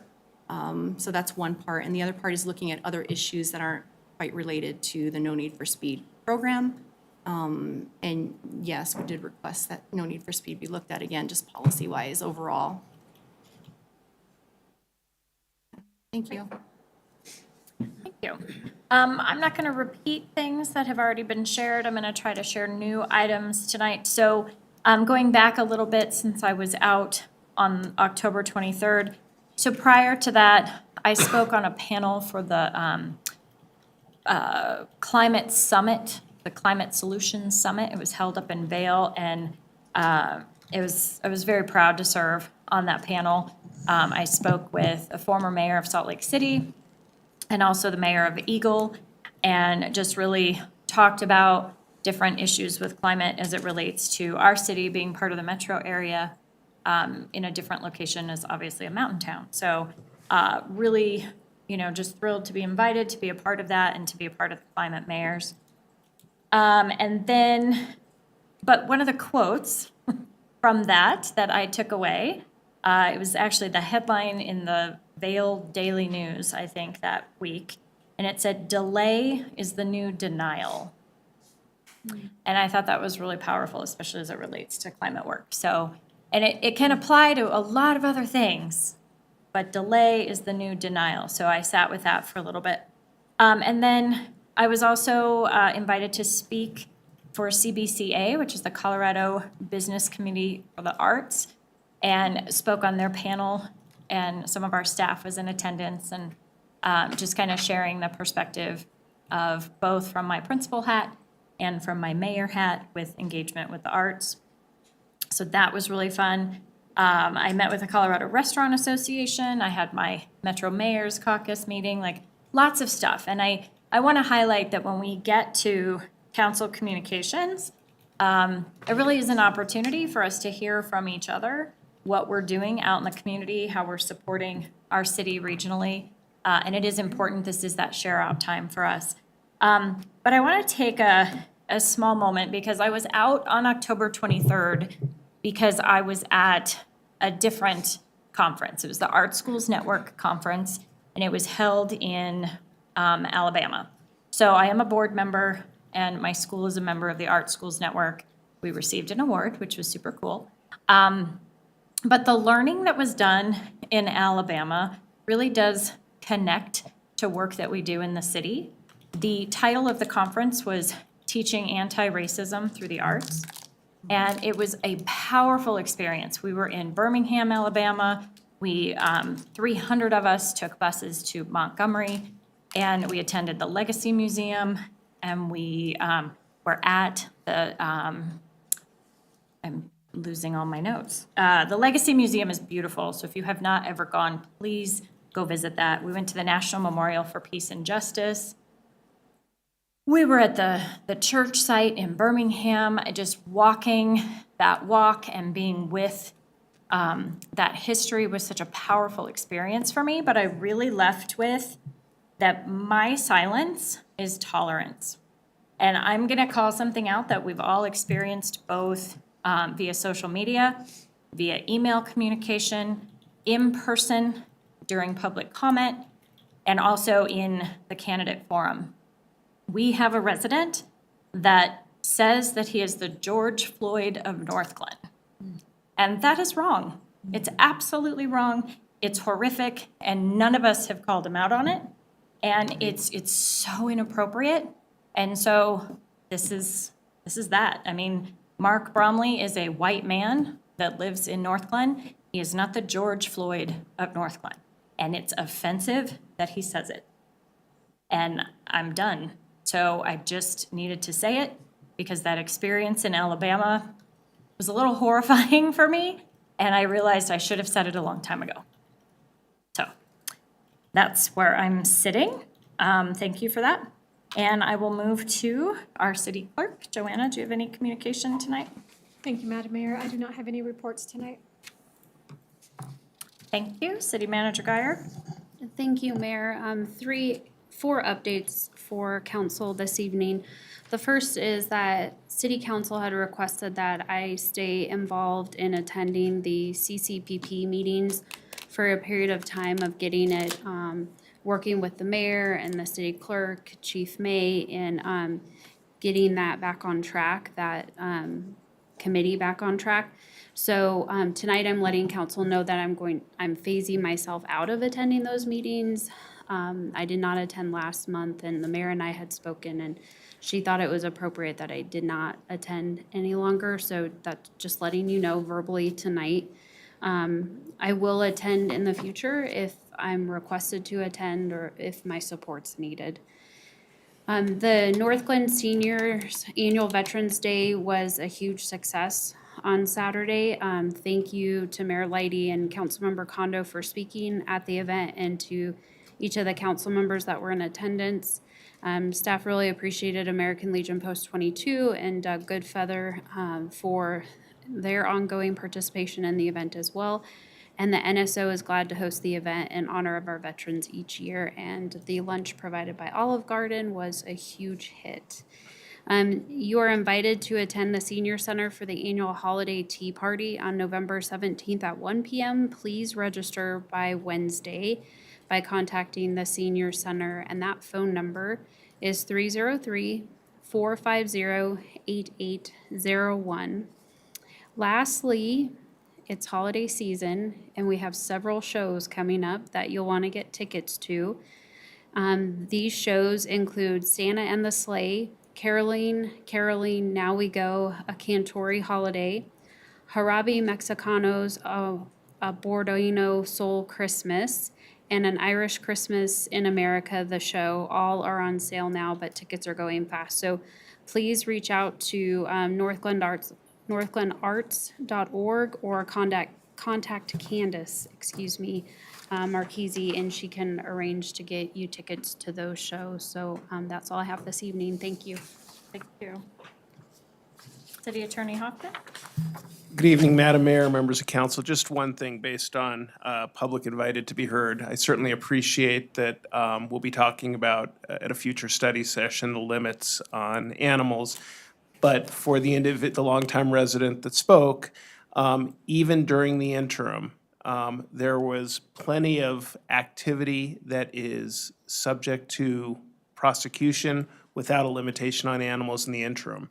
To the extent there is smell, to the extent there is noise, to the extent there is any other impacts caused by the number of animals, those are still a nuisance under existing laws in the city of North Glen, and we are still able to seek compliance for a property that is impacting neighbors in the manner it sounds like this property is impacting. Is that a code enforcement request? I think so. It's an animal welfare issue, and Chief May will make sure that staff looks into that. Come to the podium. Yeah. That way you get picked up by the mic picks you up. So, I actually, when I went out there, I already advised her of what Corey just advised you, that what she explained in here is already a violation, so I'll get animal control on that actually tomorrow, so we're ahead of it. So. I'm gonna actually second that, Chief. It goes on for hours at night. I mean, probably from about 3 o'clock in the afternoon till at least 11 o'clock at night. So thank you very much.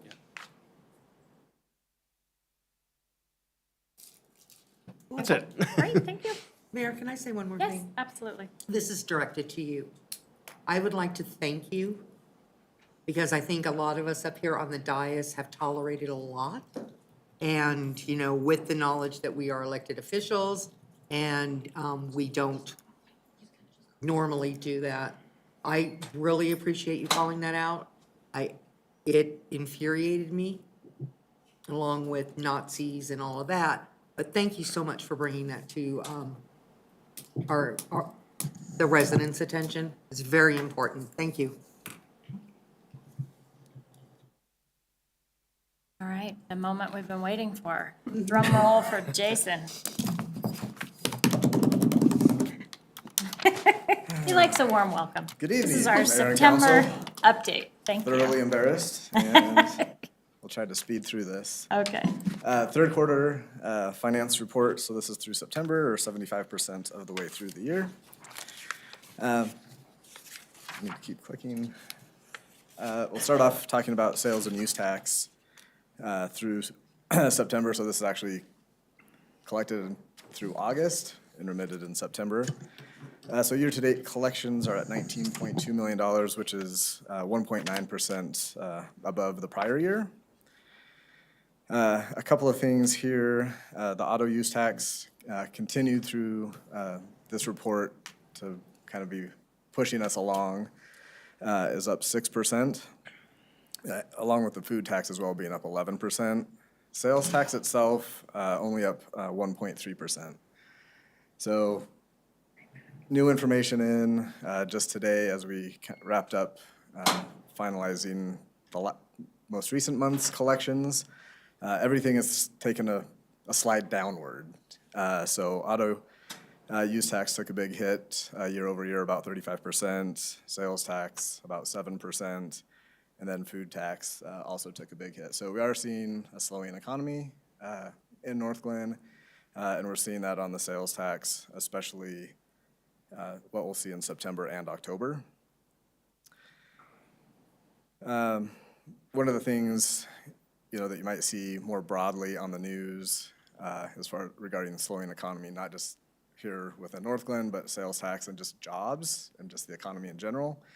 You've seen some major announcements of layoffs for some pretty large businesses, Xcel Energy, Dish Network, Lumen, all announcing some major layoffs last week. So we'll keep an eye on that and how that impacts sales and use tax in our community. The geographic area report that is not on the slide, but in the more detailed report attached to the presentation, shows that we're actually in a decline of 1% year over year. That will continue on for sure to the following month, and dropping that to about 1.3%. So we are keeping track of that. Online sales that's reported there is actually doing better. Is up about 4.5%. Just seeing some declines in some of our local brick and mortar shops. This next slide, continued pattern throughout the year, marijuana tax being down, just under 14%. You can see that is the dotted line at the bottom. That has never really had any spike. It's kind of stayed consistently low from 2022, and that trend continues. So moving ahead to take a look at the 23 budget compared to actuals through September. Taxes, that major revenue category are $18.1 million. That's up about 1% year over year. Total revenues in the general fund are at $24.9 million, which is up about 1.5%. Let's see, other major areas here to point out. I have a lot of notes. Our intergovernmental revenue at just over $2 million, that's up 4.5% compared to the prior year, largely due to federal grants and ARPA projects and supporting the crew and recognizing that revenue in support of them. Our licenses and permits are down about 22%. We've talked about building permits and those things being down. That continues. And then user charges and fees, those are actually up 22% or $500,000. Again, we're seeing a lot of that in the occupational fees that we charge for things like Xcel and CenturyLink. So some of those right-of-way construction projects, those occupational fees, a lot of taxes being collected at the recreation center.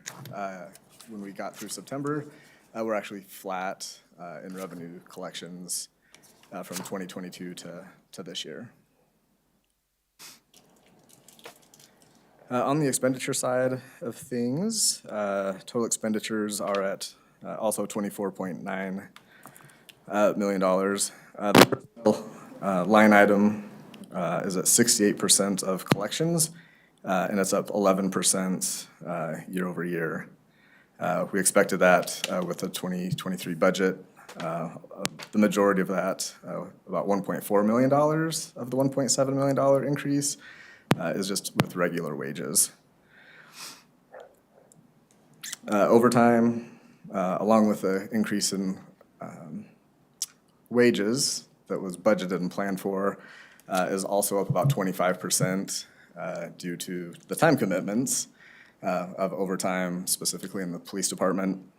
And that totals about $100,000 ahead in 2023 versus the prior year. Purchase services, $4.7 million. That's up 14%. That's largely due to the tree trimming contract that we had for parks, $200,000 to do the remediation. But all in all, within what we had planned for budget. One thing that holds true throughout all of the departments and slides or funds, in the supplies and equipment category, utilities and motor vehicle fuel is actually flat now that we've gotten through September. So those two categories kind of started off high, and that has leveled out expenditure-wise for the city. Any questions on the general fund, or I can go through all of this and we can go back to everything? I do have a All the funds? question. I know we've talked about it before, but I'm still just struck by the marijuana tax. And, you know, the lines on that particular slide are kind of all over the place. Aside from, like, just straight up less purchasing, is that all it is? Yeah. Just less consumption? Yes. They overestimated based on COVID because so many people were able to stay home and, you know, enjoy. So they overstated where they thought they would be. We've had 4 more in the state of Colorado, 4 more actual businesses, just not grow houses, that have actually closed down because they made a poor decision in quantity and quality. The projections moving through the rest of this year and into first quarter of next year.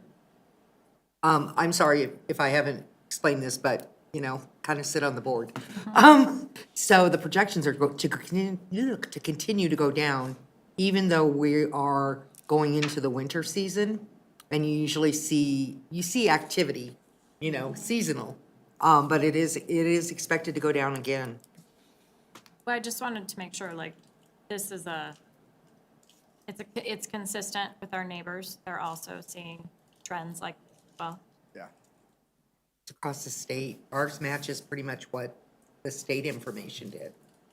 Scary. Thanks.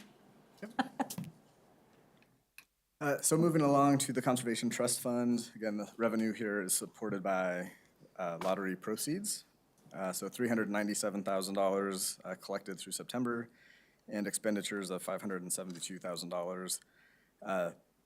More detail on page 21 of the detailed report on the capital projects, but specifically, I'll mention Sensory Playground is $250,000 of investment year-to-date.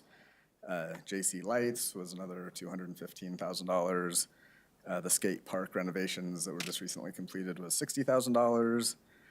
And so that's the total sum of the $572,000. We will not spend all of the Conservation Trust Fund budget, which will then roll over to 2024. The Capital Projects Fund revenue sources are at $15 million, just under $15 million, with $6 million of federal grants for the project that we spoke about earlier, 120th. So $6 million has been recognized from federal grants for that project. Another $1.8 million from developers, or from the developer of Carl's Farm to help support that project. So over half of the revenue in the Capital Projects Fund is from outside sources, federal government or the developer. So I just wanted to make note of that. Taxes through our various sources, marijuana and 0.5% sales tax collection, total $4.7 million in that line item. And then on the expenditure side, $17.3 million of capital project expenditures. Again, 120th project of $9 million, City Hall construction through September so far of $4.5 million, residential street program of $1.1 million, and some investment at Sensory Park and the tennis courts at Wyco and whatnot, total about $1.5 million. The other financing sources and uses, the $957,000, that is our Justice Center and Recreation Center interest payments on that long-term liability. And then on December 1st, we'll make the payment for more principal and interest to get to that total budget number of $4.1 million in the capital projects fund. Moving ahead to the water fund, through September, consumption is down 22.5%. So we'll see that affect the user charges and fees line item, where you see a $5.6 million number. That's down a fair amount, about 15% year over year. Total revenue in the water fund of just over $10 million and expenditures of about 10.2. In the personnel category, regular wages are up 5% as planned during the budget. All other personnel line items for overtime, health insurance, and all of those categories are equal to 2022, so have seen no growth there. The other big line item here, capital outlay, the waste handling project of $3.5 million really leads those expenditures, along with $1 million for the Huron water line investment that's completed. Below the expenditure line, we have $3.8 million of other financing uses. $3.75 million is for the water lease revenue, one-time revenue that received earlier this year. Moving along to the wastewater fund, total revenues of $4.3 million, total expenditures of $3.4. Total revenues are flat. The other revenue category is seeing quite a bit of increase due to investment earnings. We're seeing that across the board in all of our funds, increased return on our investments so far. On the expenditure side, personnel category, that is flat, regular wages, and all the detail below it with overtime, et cetera. And then capital outlay, $1.5 million. The majority of that is for the odor control and clarifier projects out at the wastewater treatment plant. Other financing sources, the $376,000, that is, again, for our long-term liability. That's the interest payment that will pick up the second interest payment and principal payment December 1st to get to that total of about $1.3 million for the debt service in that fund. Next, the stormwater fund, total revenues of $442,000, which is flat compared to the prior year, as we would expect with no increase in fee. Expenditures total $195,000, with $87,000 being related to ARPA funds that were part of the Huron project on the stormwater side, that investment. And then the last fund to touch on is the sanitation fund. Total revenues just under $1.5 million and expenditures just over 1.4. All of those on the revenue, all of the line items in revenue and expenditures, you'll see the collection and spending rate on the far right being at about 74%. This fund is pretty consistent and tracks with the months, so being just under 75% spend and collection rate is right where we would expect to be.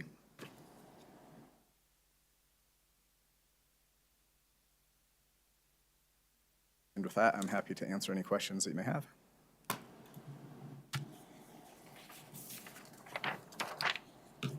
Councilmember Brown? Jason, thanks for your presentation. Yes. Thank you for all the budgets that you've done and all the monthly updates you've done for the last 8 years.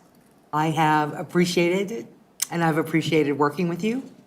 And thank you for everything. Thank you. I learned a lot from you. Thank you. All right. Thank you. Good night. Thank you. All right, Mayor- moving into Mayor, the. I wanted to speak, but I'm muted here. I can't. Oh, I tried to raise my hand, Go but I to couldn't. reactions, sorry. I think we had an update on our system. Pardon me. different Councilmember place. Long? Thank you. Jason, Yes. I have to ask one question. Your best sense of what will happen at the end of this year, we got 1 month left. How much will we be taking out of the general fund to shore up the shortage of revenues needed to cover expenses?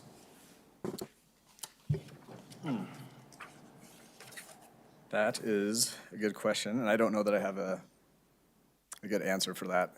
Right now, I think that revenues, while they're generally flat on some of the conversation that I just presented, I think that we're still generally in line on revenues, whether they're a mix and match of this tax is down, but this source is up.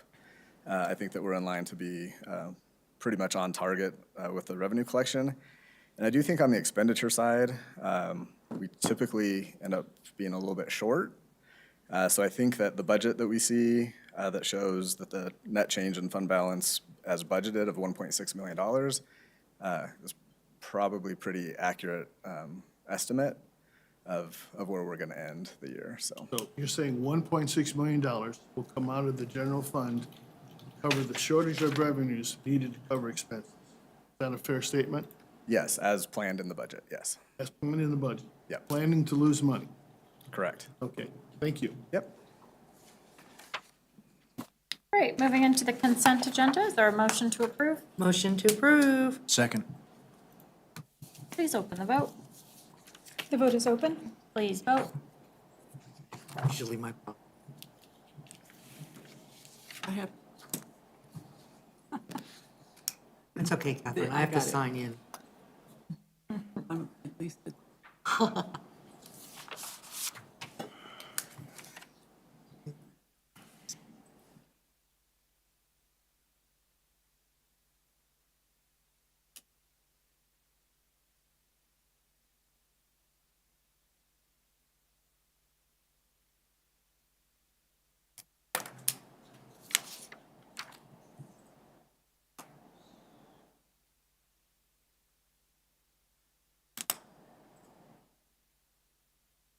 Pushed my radio button, but it didn't happen. Got it. Okay, so I'll close that vote, and the consent agenda passes unanimously. All right, ordinances on first reading, CB 2015. Joanna, will you read the title, please? A bill for a special ordinance rezoning from agriculture to multifamily RM2, certain real property generally located along the south side of East Lake Avenue and west of Claude Court in the city of North Glen, county of Adams, state of Colorado, and amending the zoning map of the city of North Glen. Is there a motion to approve? Motion to approve. Second. Hey, Brooke, can you tell us more about this one? Jinx Diet Coke. Yeah. Since this is typically just a perfunctory step in setting the public hearing, what you have before you is Council Bill 2015 to bring forward a request for a rezone of 16.7 acres from agricultural to RM2. And with that, I'll also bring Corey into the conversation to add a little bit more information about this item. Good evening, Madam Mayor, members of council. This matter is and will be subject to a public hearing on November 27th, but I understand that some of you have had communications about a petition in the community. The rules for quasi-judicial matters still apply, which is that you will hear the evidence on November 27th. However, so that council is aware, if a conforming petition is received by the city prior to the public hearing, what state law requires, and it's incorporated into the North Glen Unified Development Ordinances, if that petition is received, the criteria don't change, but it would require 7 affirmative votes to adopt the ordinance as opposed to 5, which would be the normal course. So we will wait and see and certainly notify you if that petition is received in advance of the November 27th public hearing. Again, if a conforming petition is received, it changes the affirmative votes required to 7 instead of 5. Would it be appropriate for you to give us more information about this, or are you saying no? As far as, so it's the change.org, is that the one we're talking about? Yes, I am aware of the change.org petition, but ultimately, the petition that needs to be filed with the city clerk is something that happens under our Unified Development Ordinance. And I believe the change.org communication is part and parcel of that, but ultimately, they need to comply with the Unified Development Ordinance in terms of submitting that petition in a timely manner to trigger the affirmative vote of 7. Okay. Mayor, can I ask you one? Yeah, absolutely. How many Councilmember signatures Brown? are required? It is not a signature requirement as much as a percentage of people within a certain distance. And so once we receive the petition, we will do the analysis to determine if it complies. Okay.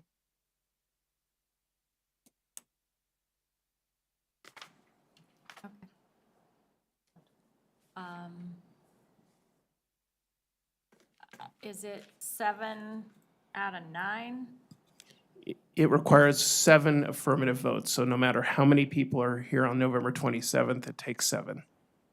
Interesting. Okay. Any other questions from council on this one? It just seems so soon. You know what I mean?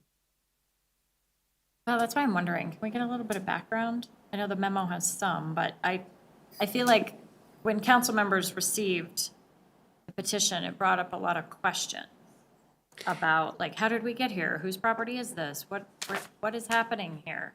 So I believe all that information is detailed in the staff report. Okay. I'm just making sure people knew. Okay. Any questions for Brooke before we move on? The planning commission approved this rezoning? All the details are in your report, in the staff Oh, report. just, Okay. Perfect.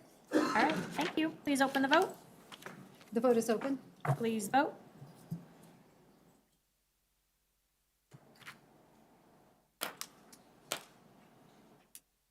I will close that vote, and CB 2015 passes unanimously on first reading. All right, resolution CR 144. Joanna, will you read the title, please? A resolution approving a professional services agreement between the City of North Glen and IMEG Consultants Corp. For the storm drainage system mapping and condition assessment. motion to approve. Second. All right, Kent is here, Director of Public Works, to provide a summary. Hi, Kent. Good evening, thank you for having me. Yes, so tonight's resolution is for the stormwater improvements. We've kind of touched on it a couple different times. This is going to be kind of that zero moment where we investigate and look at our entire system, including, you know, the culverts, the condition. They're going to be cleaning them out, the catch basins, where we don't have stormwater systems, so the entirety of the system. And then we'll be able to look at that, gather the information, and then over time, we'll look at that and then build a new 5-year to 10-year CIP plan of where we need to put our efforts towards. The total cost of this project, including contingency, is $1,128,600, and staff recommends approval as requested. And I'm here to answer any questions. Councilmember Kondo. Thank you, Madam Mayor. So, our storm drainage system obviously existed before we became a city, and it was probably a Denver Metro sort of system, I would assume. Some of it. We've made improvements. And so we have some of those blueprints or diagrams and things like that. This is to refresh or update largely? Well, most of the, so the mapping would have been in like the original subdivisions and plats, kind of like a Carl's Farm. I'll use that since it's fresh. On there, they use it utility mapping, and those are civil plans, and then the city would get record drawings. Okay. So now you're talking about subdivisions, as you stated, that were built in the 50s, and the record drawings don't exist. And so to try to put that together, we have some mapping in our GIS system, and we have the capability to go out. But this is, we don't have a survey team at the city, so this is generally getting a survey of our entire system. Okay, understand. Thank you. Any other questions? Kent? Councilmember Long? Good evening. Here's the question I have on the funding. I see you've done some interesting slide here from the Race Street drainage and the storm drainage system to cover this expense. So what I think you have to do this, but I'm just asking for clarification. What happens to the Race Street drainage? I mean, does that put that in jeopardy, or give me an overview of what that means? So the Race Street outfall was part of the kind of the Carl's Farm project, and Yeah. so we did improvements on the Carl's Farm down Race Street. And so there's I believe it's like a 48 or 48-inch culvert that's in there now. And so the Race Street outfall is kind of when it ties into Brantner towards the back. And so, I think we have time to look at that right now. The system is functioning fine. Carl's Farm isn't even completely built out. So pushing that off to put this in the front of it, we thought was really important. And so we feel that we're going to be fine. And the Race Street outfall plans are complete as part of the original design for the Carl's Farm development. So, we can take those plans and they're not going to go bad. I mean, in 10, 15 years, sure, but, our plan is to bring those back, 4 or 5 years from now, so they should be fine. You got very creative in the funding of this, which I support. The storm drainage system improvement, that's Kind of a fun for catch-all, that's a so- catch-all thing for all of these? When we first started here, or when I first started here, we teamed up with a consultant and we did what we called initially a small drainage improvement area. And we used that funding year over year to tackle little areas. And we did, 10, 12, 15 little projects that were, ranged anywhere from $2,000 to $12,000, maybe even up to $18,000. We've done all those. So now the cost of a project is 50, 100, 150, 200 and up.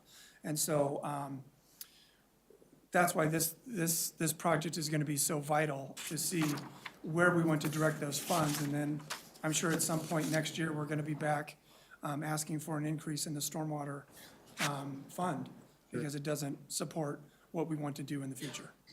And when will this project launch, you think? Tuesday. Tuesday? No, I mean, yeah, as soon as the ink is hot on the contract, and Gotcha. we're gonna have a meeting, and they're gonna get going this winter. Okay. Thank you, Ken. Yes. Councilmember Brown? I apologize if you said this, but when was the last time that we actually did a clean sweep of the sewers? I mean, like the whole infrastructure? The storm system is different than the sewer system, so we have a program and you're talking about the sewer. No, I'm actually talking about storm. Storm we don't do. So during large events or something, if we know there's debris, our team will go out and pull some grates and do some backing. But we don't have a system where we go flushing the storm line. The system flushes itself with large storms. So I think my question is, it does do it with large storms. My question is, I think, should it be built into a 5-year strategic plan so we don't run into problems? Or do we just have faith in the fact that the rain and the water runoff is gonna push everything through? Because I think we learned with the ditch that maybe we needed to keep a better eye on it, or they needed to keep a better eye on it. This study is going to provide that framework and identify what's next based on what's been done to date. And then coupled with the financial budgetary piece that Kent mentioned, that we'll need to come back to council and say, okay, this is what's a priority to do. This is how we're going to, these are the changes we're gonna have to make to the stormwater fee to help fund it. It's that next level of thinking in terms of investment in our overall stormwater system. Okay, thank you very much. Any other questions, Kent? Nope, great. Please open the vote. Thanks, Kent. The vote is open. Please vote. I will close that vote, and CR 144 passes unanimously.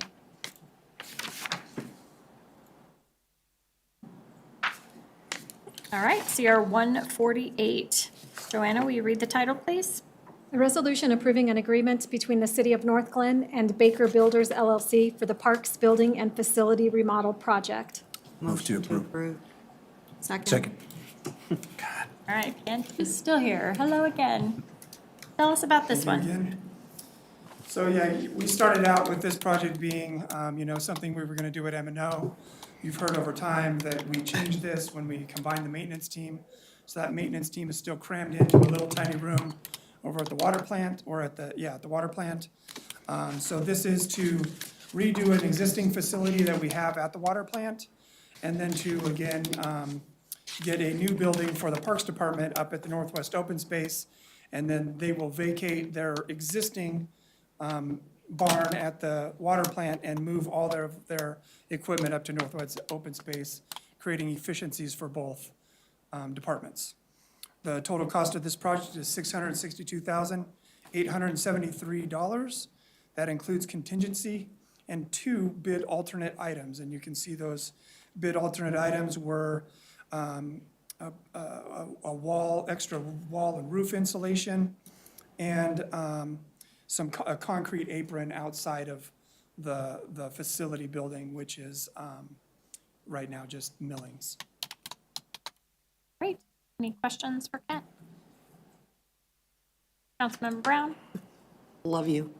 Hang on just a second. I'm sorry, Kent, I lost my screen. Yep, we'll figure. I lost my screen. I will send you my note, because I do have a question.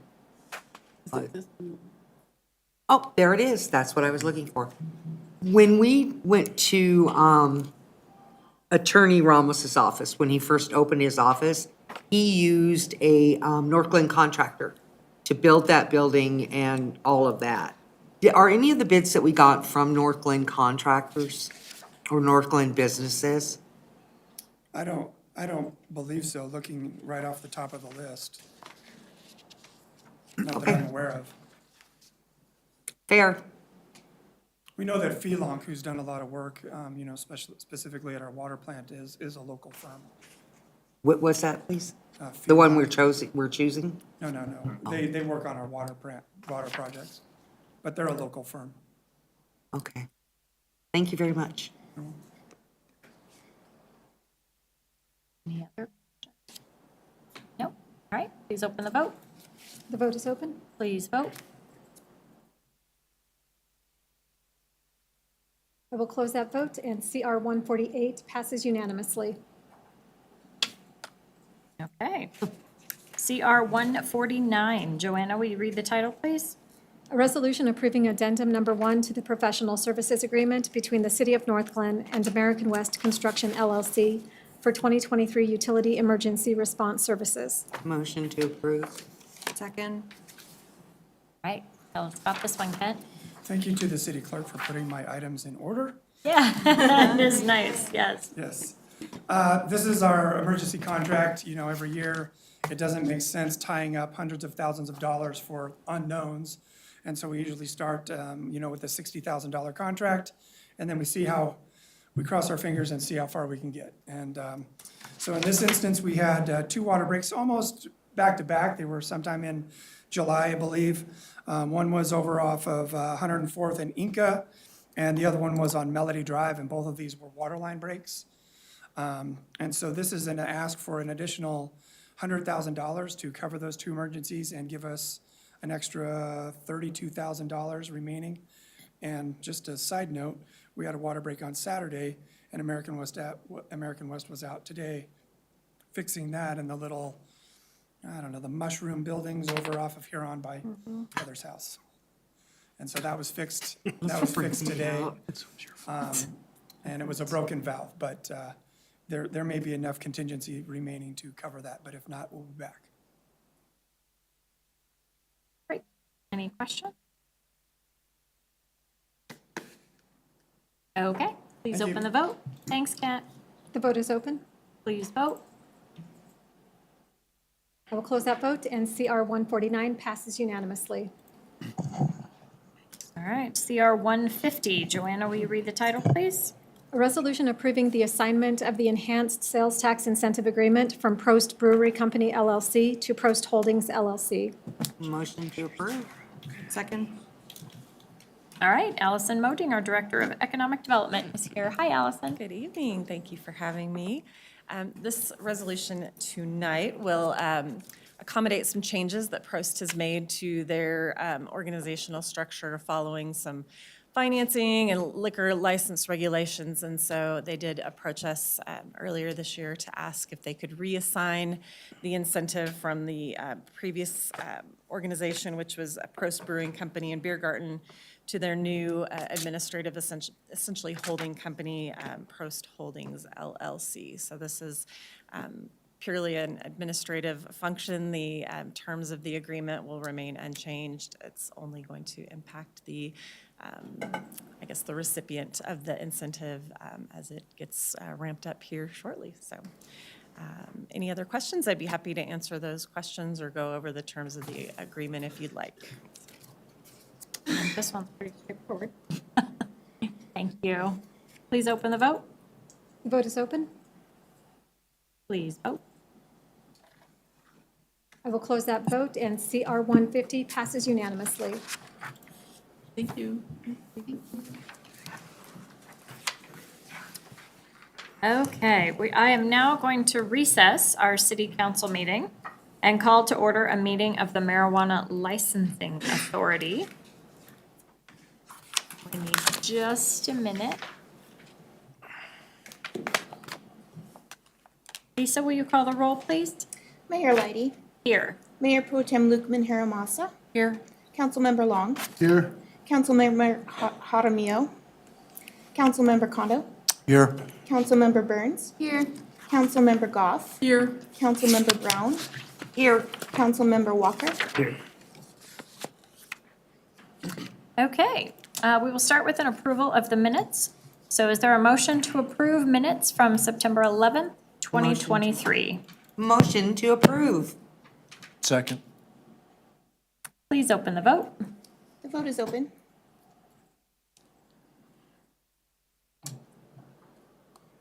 And we'll close the vote, and minutes pass unanimously. Okay. We have one item tonight, transporter license application with delivery permit, ABC Delivery LLC, doing business as Better Days Delivery. So our Senior Deputy City Clerk, Lisa Andrews, will provide a summary of this application. So tonight we have ABC Delivery LLC doing business as Better Days Delivery. They are applying for a retail transporter license and delivery permit. With this, I would like to note that they are a social equity applicant recognized by the Colorado Marijuana Enforcement Division. The business applicant name is ABC Delivery LLC, doing business as Better Days Delivery. They will not have a local premises. This will be contracted services. And the classification will be a retail marijuana transporter and retail marijuana delivery permit. And because they do not have a location in the city of North Glen, City Council will be considering the eligibility of the applicant to hold the marijuana transporter license and the delivery permit. So the applicable regulations can be found in Municipal Code Section 18-16-14A. And relevant to this application, that states that no marijuana business license shall be issued to any person who is not of good moral character satisfactory to the local licensing authority, any person who is under 21 years of age, any person who has discharged a sentence for a felony conviction within the past 5 years, anyone who has been convicted of a felony for drug possession, distribution, or use, unless such felony drug charge was based on possession or use of marijuana or marijuana concentrate that would not be a felony if the person were convicted of the offense on the date that they applied for the license. Any sheriff, deputy sheriff, police officer, prosecuting officer, and state or local licensing authority or any of its members, inspectors, or employees. Any person who has made a false, misleading, or fraudulent statement on their application. Any person who fails to file any tax return with a taxing agency, stay out of default on a government-issued student loan, pay child support, or remedy outstanding delinquent taxes, or any person whose license for a retail marijuana business in another city and county, or state has been revoked. So the staff analysis of this application, the application is complete and the required fees have been paid. ABC Delivery LLC holds valid state retail marijuana transporter license and a delivery permit. They also hold a medical marijuana transporter license and delivery permit with the state of Colorado, but they're applying for only the retail for the purposes of the city of North Glen. The sole managing member of the LLC, Michael Diaz Rivera, holds a valid state occupational license and is designated as a social equity licensee. Staff was unable to administratively approve the application due to potentially derogatory information disclosed during the background investigation. So this application comes before you in your capacity as the Marijuana Licensing Authority for a determination of whether the applicant is of satisfactory moral character to hold a retail marijuana transporter license and delivery permit in the city of North Glen. Details from the background investigation are included in your packet, and I'll note that those were moved to pages 38 through 46 because we did add some additional pages to your packet this morning. The applicant, Mr. Diaz Rivera, is present here. He's at the podium, and he would be available to answer any of your questions that you have for him. Criteria for consideration. The existence of a criminal record alone does not prevent an applicant or an application from being approved. When considering a criminal record, the authority must also consider mitigating factors. Those mitigating factors include but are not limited to the length of time since arrest or conviction, evidence of rehabilitation, character references, and educational achievements, especially those occurring between the applicant's last criminal conviction and the submission of a marijuana business license application. So the authority has a couple of options tonight. Number one, you could approve the application, and you would do that if you determine that the applicant satisfies the criteria. And that would require a motion to approve the application, and if council chooses to do that, then the application is considered finalized. If, however, the authority is not satisfied, and denial of the application is a potential outcome, it would require a motion directing the city attorney to draft a notice of hearing. And then a notice of hearing in order to show cause would be considered and issued at the November 27th meeting. And at that point, we would move forward with a public hearing where the licensee would have an opportunity to formally present evidence and testimony at that hearing. I would like to note that in your packet, there was a letter of support that we distributed to you this morning from the Marijuana Industry Group. So I believe that you all have that. We do recognize that these applications don't come before council very often, and in fact, this is the very first transporter license application and the first delivery permit application for a transporter. And so in your packet, there is a quick little FAQ to provide just some background information on delivery and the status of the marijuana industry in North Glen. And so with that, I will turn it over to council. If you have any questions, I'd be happy to address those. The applicant is here standing before you, and so I'll turn it over to council. And I'm glad you addressed that, because I was like, wow, I don't remember seeing this before. This is the very this first is good. one, Okay. so it's an exciting time. Absolutely, okay. So I guess I'll open the floor to council if they have questions. I'm wondering if anyone would like a minute to kind of review the documents. We have quite a few and a lot to consider here. Councilmember Kondo, did you want to ask a question? Yes, Madam Mayor. Mr. Diaz Rivera, question for you, and that is, I'm just trying in my head visualize what a transporter is, and it kind of seems to me it's like a DoorDash for transporting from a dispensary to a user. But I would like to hear in your own words exactly Yes. if it's that, or maybe I'm just having a total gross conceptual error. No, you are correct, sir. What we consider transport in the cannabis industry is business-to-business transport, so taking cannabis from one business to another. And then the delivery side is actually taking the cannabis from the dispensary to the customer's home. Just like, similar to DoorDash, like you said, but with a little more regulations. Can you elaborate a little bit more? It talks about GPS tracking. So is somebody kind of providing the oversight to make sure that when you're going from point A to point B, in a certain period of time that's happening, or Yes. what is the purpose of the GPS track?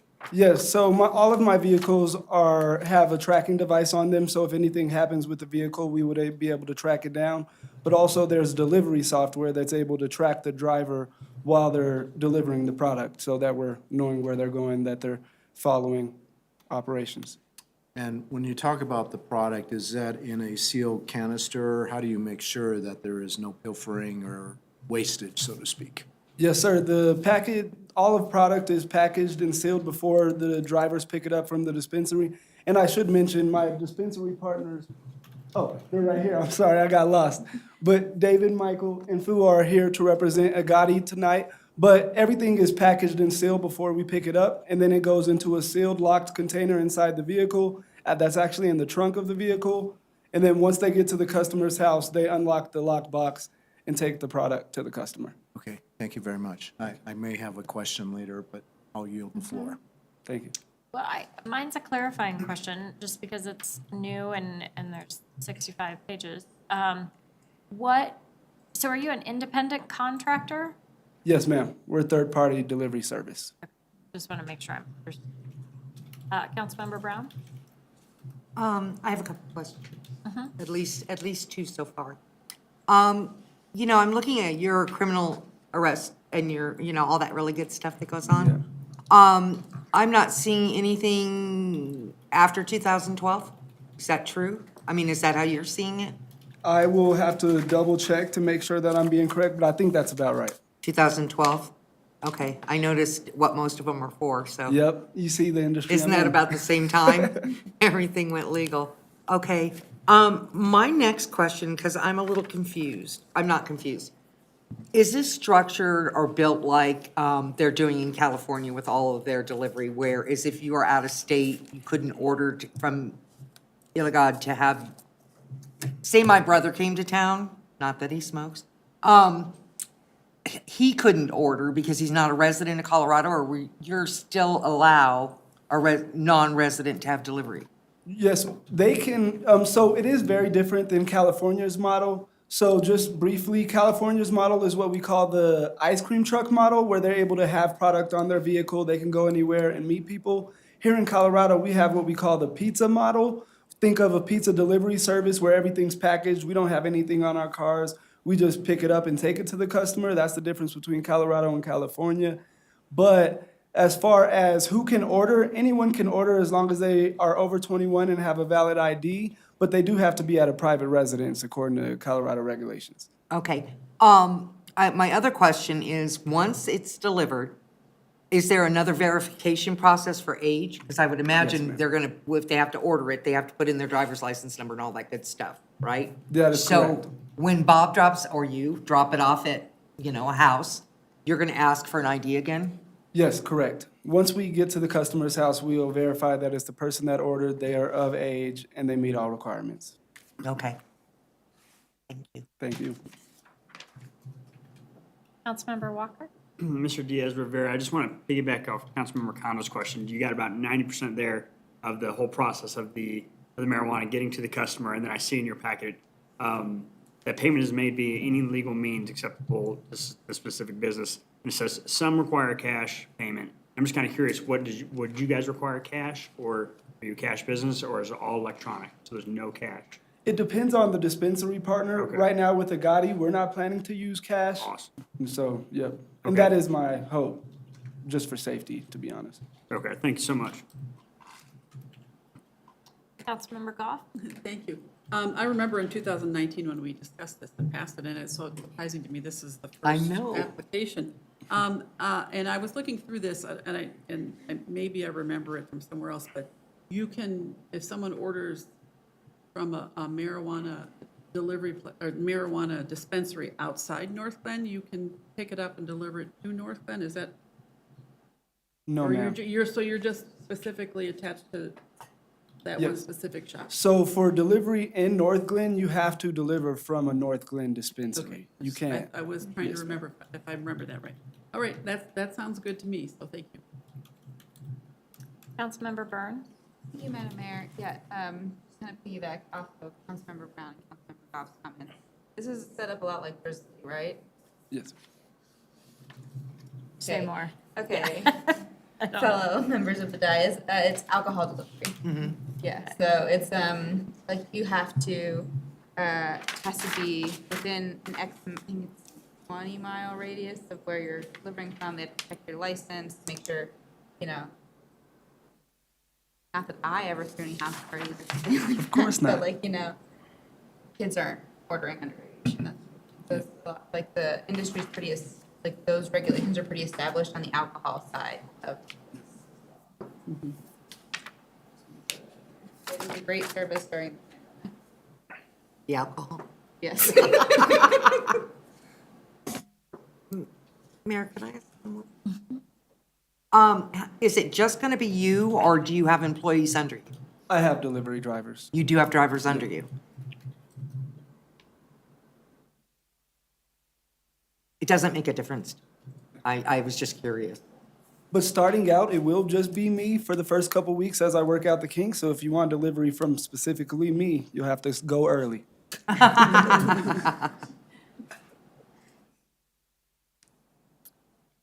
So I feel compelled to ask some direct questions about your record. Yes, please. Only because I'm looking at the criteria for consideration. And I know there's, you know, you're over 21 and there's nothing in the last 5 years, which I think is great. But I'm looking at, you know, convictions that are around drug possession and driving while impaired. And that seems to be exactly what you're applying to do. So it's a concern. I'm not saying it's a deciding factor, but I'd like to hear kind of a response, right? So some of the stuff that I'm reading in this is that, you know, it was a concern in your life in past years. How can we know that the very top one, right, good moral character, and then it has all those other pieces, just respond to that for me. Like, tell me, how can we know that, you know, this, you can be trusted in this way, and we're not gonna have repeated behavior? That's my question. Yes, definitely. What I can first say is I am not the person represented by my criminal background check. I've worked hard to overcome the mistakes I've made in the past. I come from the struggle, and early on in my life, I was selling drugs as a way of survival. That's what led me to the distribution felony. And also, I just was in my way, knucklehead, trying to find my path. Luckily, I just grew up. I had a family, and now I have responsibilities where I'm just not willing to take the risks that I was once willing to take. So now I would never drive while impaired.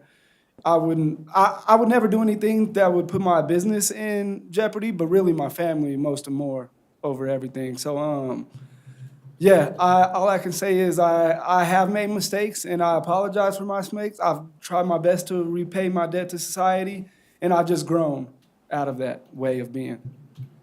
Okay, I appreciate that. Would you like to add? If you don't mind, Madam Mayor, and I appreciate direct questions, and I appreciate the question that you asked of Mr. Diaz-Rivera. I am a former district attorney up in Clear Creek County. I'm the owner of Agati along with Foon Cronin, who's also one of my partners. And we wouldn't have selected Mr. Diaz-Rivera to be delivering on behalf of our firm if we had concerns. I also am a board member of the Marijuana Industry Group, which is the largest industry group in the state of Colorado and heavily involved in policy research. The city of Denver reserved delivery license solely for social equity applicants like Mr. Diaz-Rivera. And he has really stood out amongst the 30 or so people who have attempted at delivery companies. We've had our license here since 2018 on 11919 Washington Street and have operated without incident. We have not had one compliance issue, and we operate 13 facilities around the state, 10 stores. And you know, some are dual licenses where you have multiple licenses there. Actually, have 22 total licenses along with the delivery permit. And we had the delivery permit. We first were intending to deliver ourselves because we weren't going to trust compliance to somebody that wasn't part of our organization. Would I have seen Mr. Diaz-Rivera's reputation in the city of Denver and in Aurora, where he does deliver for several other dispensaries, is outstanding, impeccable. And we would not have selected him for this contract and to be providing these services if A, we thought we could do it better ourselves, and B, if we hadn't substantially credentialed him and checked his references and gotten to know him personally over the last year through several, discussions that were going on at the state level regarding social equity and delivery. And I can assure you that I would not be putting the compliance of my business in somebody's hands that I did not trust myself. I've prosecuted numerous people for possession and for driving while intoxicated before this. I feel very comfortable in Mr. Diaz-Rivera handling this for us and his company. We have fully vetted him, and we would really appreciate it, you guys, offering him this permit. He has made a real turn in his life. I believe he was a teacher at one point, and if we can trust our children with them, I'm sure that we can trust the delivery of marijuana from our store with him. So thank you very much for the opportunity to, allow you to understand our comfort level and decision and letting Mr. Diaz-Rivera handle our deliveries from our North Grand dispensary exclusively. Thank you. Thank If you have any you. questions for us as well, because, the delivery will start with us, and then once it leaves our licensed premises with Mr. Diaz-Rivera or one of his employees, that's when it will be delivered. But we're happy to answer any questions that you might have about the process, as, we've decided to use a contractor rather than do this ourselves. I really appreciate it. Thank you Absolutely. for your input. Thank you. Councilmember Kondo? Actually, I think. Oh, Councilmember Long? Long. Can you tell me about the marijuana industry group, who that party is? Are you Mr. Bradley? I am not. My name Okay. is David Michael, and I apologize. I'm sorry, I didn't get your name No, when you Mr. spoke. Bradley is the executive director of the marijuana industry group. Actually introduced me to Mr. Diaz-Rivera. I am a board member of the marijuana industry group, which is involved in regulatory and legislative affairs for the industry, and also, serves as an industry group to promote industry issues and to, serve as an educational tool as we're seeing legal changes and helping at least have a stakeholdering process in those regulatory and legislative, issues as they arrive both at the state and local levels. Is this an organization in the state of Colorado? It is exclusive. Are you in any other states or just in No, Colorado? Just Colorado. Okay. It's one of the oldest marijuana industry groups in the country, which makes it one of the oldest ones in the world. And that, And and it what has, was your organization date then, if they're the oldest in the country? I believe, and I have only been a member and then a board member since '21, but I believe it started in 2014 with the advent of recreational marijuana by some of the original license holders. Thank you. And my pleasure. Councilmember Kondo? Thank you, Madam Mayor. Mr. Diaz-Rivera, I am just trying to square one thing here. So on the background investigation form, question number 1 says, have you ever been convicted of a crime or received a suspended sentence, deferred sentence, or forfeited bail for any offense in criminal or military court, or do you have any charges pending? Which you answered yes. And then it says, if yes, explain in detail, in which case you just said felony for possession of marijuana. I'm assuming that's January 6, 2006. But yet, when I go through the packet and I look at the CBI report, there's many other incidences that occurred from 2006 to 2012. Now, I recognize that there's only like 5 lines for you to write detail, but I would like to know why you didn't kind of go through that period of time and just only cited the January 2006 event in answering that question. Yeah, I think it was just silliness on my part, not taking the time to really do my due diligence. I chose the felony because it was the most severe of the charges that I had, and the one that has come up the most when doing background checks in my life. So I felt like explaining that might be the best bet. But it really probably was just my first time filling out the application, just excited to get it in and done, and I didn't take my time. I probably should have included all of that. But then it does say here later on in the application that you do currently hold marijuana transportation and delivery licenses in Denver, Aurora, and Greenwood Village. Yes, sir. Surely you have answered a similar sort of question for those Yep. and- municipalities. So this is not your first time filling out the form, is Yes, it? I was saying for the North Glen application, and I feel like I may have filled out the Denver and Aurora applications the same of using the felony, because I usually go to that one because that's the one that I'm questioned on the most. But I was just excited to be the first in North Glen to try to get that done quick, if that makes sense. I see you're really itching to answer, Yeah, so pardon me, sir. It's come to in- the podium, with please. both- David Michael, in both the, and I was a marijuana attorney prior to, I served as general counsel as well for Agati. In most of the local applications as well as the state applications, it only asks you to go back 10 years. So I think that Mr. Diaz-Rivera not going back to 2006 would have been, which would have been past that period, would not have been consistent with other applications at both the state and local level. And I can't, I'm not saying that with absolute certainty, not having the Denver location and the Greenwood Village location in front of me, but I am certain on the state that they only go back 10 years. Well, the question says, have you ever been convicted? So this Understood. does not specify Sir, a certain period of I'm time. not even. going well, back. You're absolutely correct. That information should have been included based on North Glen's application. I'm merely simply stating that Mr. Diaz-Rivera not answering the question similarly to how he's answered prior applications probably stems from the other applications mirroring the state's application, which only asks you to go back 10 years. And that's all I am trying to say. Additionally, everybody who's licensed within the marijuana space knows that you are receiving our full and complete criminal background. It's every single both individually as well as, for every license that we have. And, I mean, I can't tell you as an owner of the business how many times I've been fingerprinted. They've never changed. But I get fingerprinted for local and state about 7-8 times a year. So it's something that's routine. I'm sure it was an oversight on Mr. Diaz-Rivera's part, rather than something trying to deceive or elude a question that would obviously be germane to your consideration of his moral character and his political license. Okay, thank you. Very welcome. Thank you. Any other questions or comments? Mayor? I'm sorry. You're fine. In the other areas that you have in Aurora and Greenwood Village, are you seeing an increase in business going towards delivery versus in-store, or? Yes, ma'am. Basically, we're the extension of the dispensary, so there are many folks that want to go to the dispensary, they just don't have a way to get there. So in these suburb areas, we're seeing customers that are ordering delivery that sometimes wouldn't even have gone to the dispensary because they wouldn't have had a way to get there. So I'm going to ask you another question.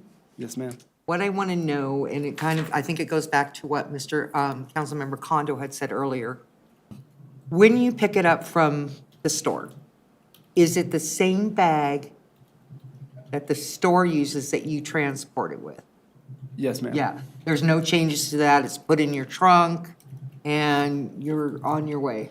Correct. Okay. I just wanted to know. I do want you to know that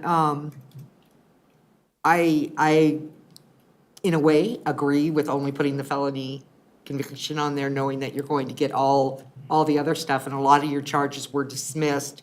Like, I did see a couple where it says the record was reopened, but most of the convictions within Colorado, California, wherever, were all overturned for possession of less than, a certain amount. So I'm not as concerned about that. Thank you. And I wanted to let you know that I believe in giving people a second chance. Thank you. A lot of people in their early ages, make mistakes. And I don't feel that you should have to pay for that mistake for your continuation of your life. People make mistakes, they turn their lives around. And I'm looking at no record from 2012. I think you've done a great job at turning your life around. Thank you. No, thank you. I agree with Councilmember Brown. I think the possession pieces weren't my concern, it was the driving. But looking at the length of time since then, and I really appreciate you picked great people to have your back today. So I'm going to direct council to page 2 of the memo. There are 2 motions possible, and there is sample language for anyone that would like to move forward. I would like to approve the application. Is that my only? Can you I read move it? to approve the application for a retail marijuana transporter license and delivery permit filled by ABC Delivery, DBA Better Days Delivery. Second. Please open the vote. The vote is open. Please vote.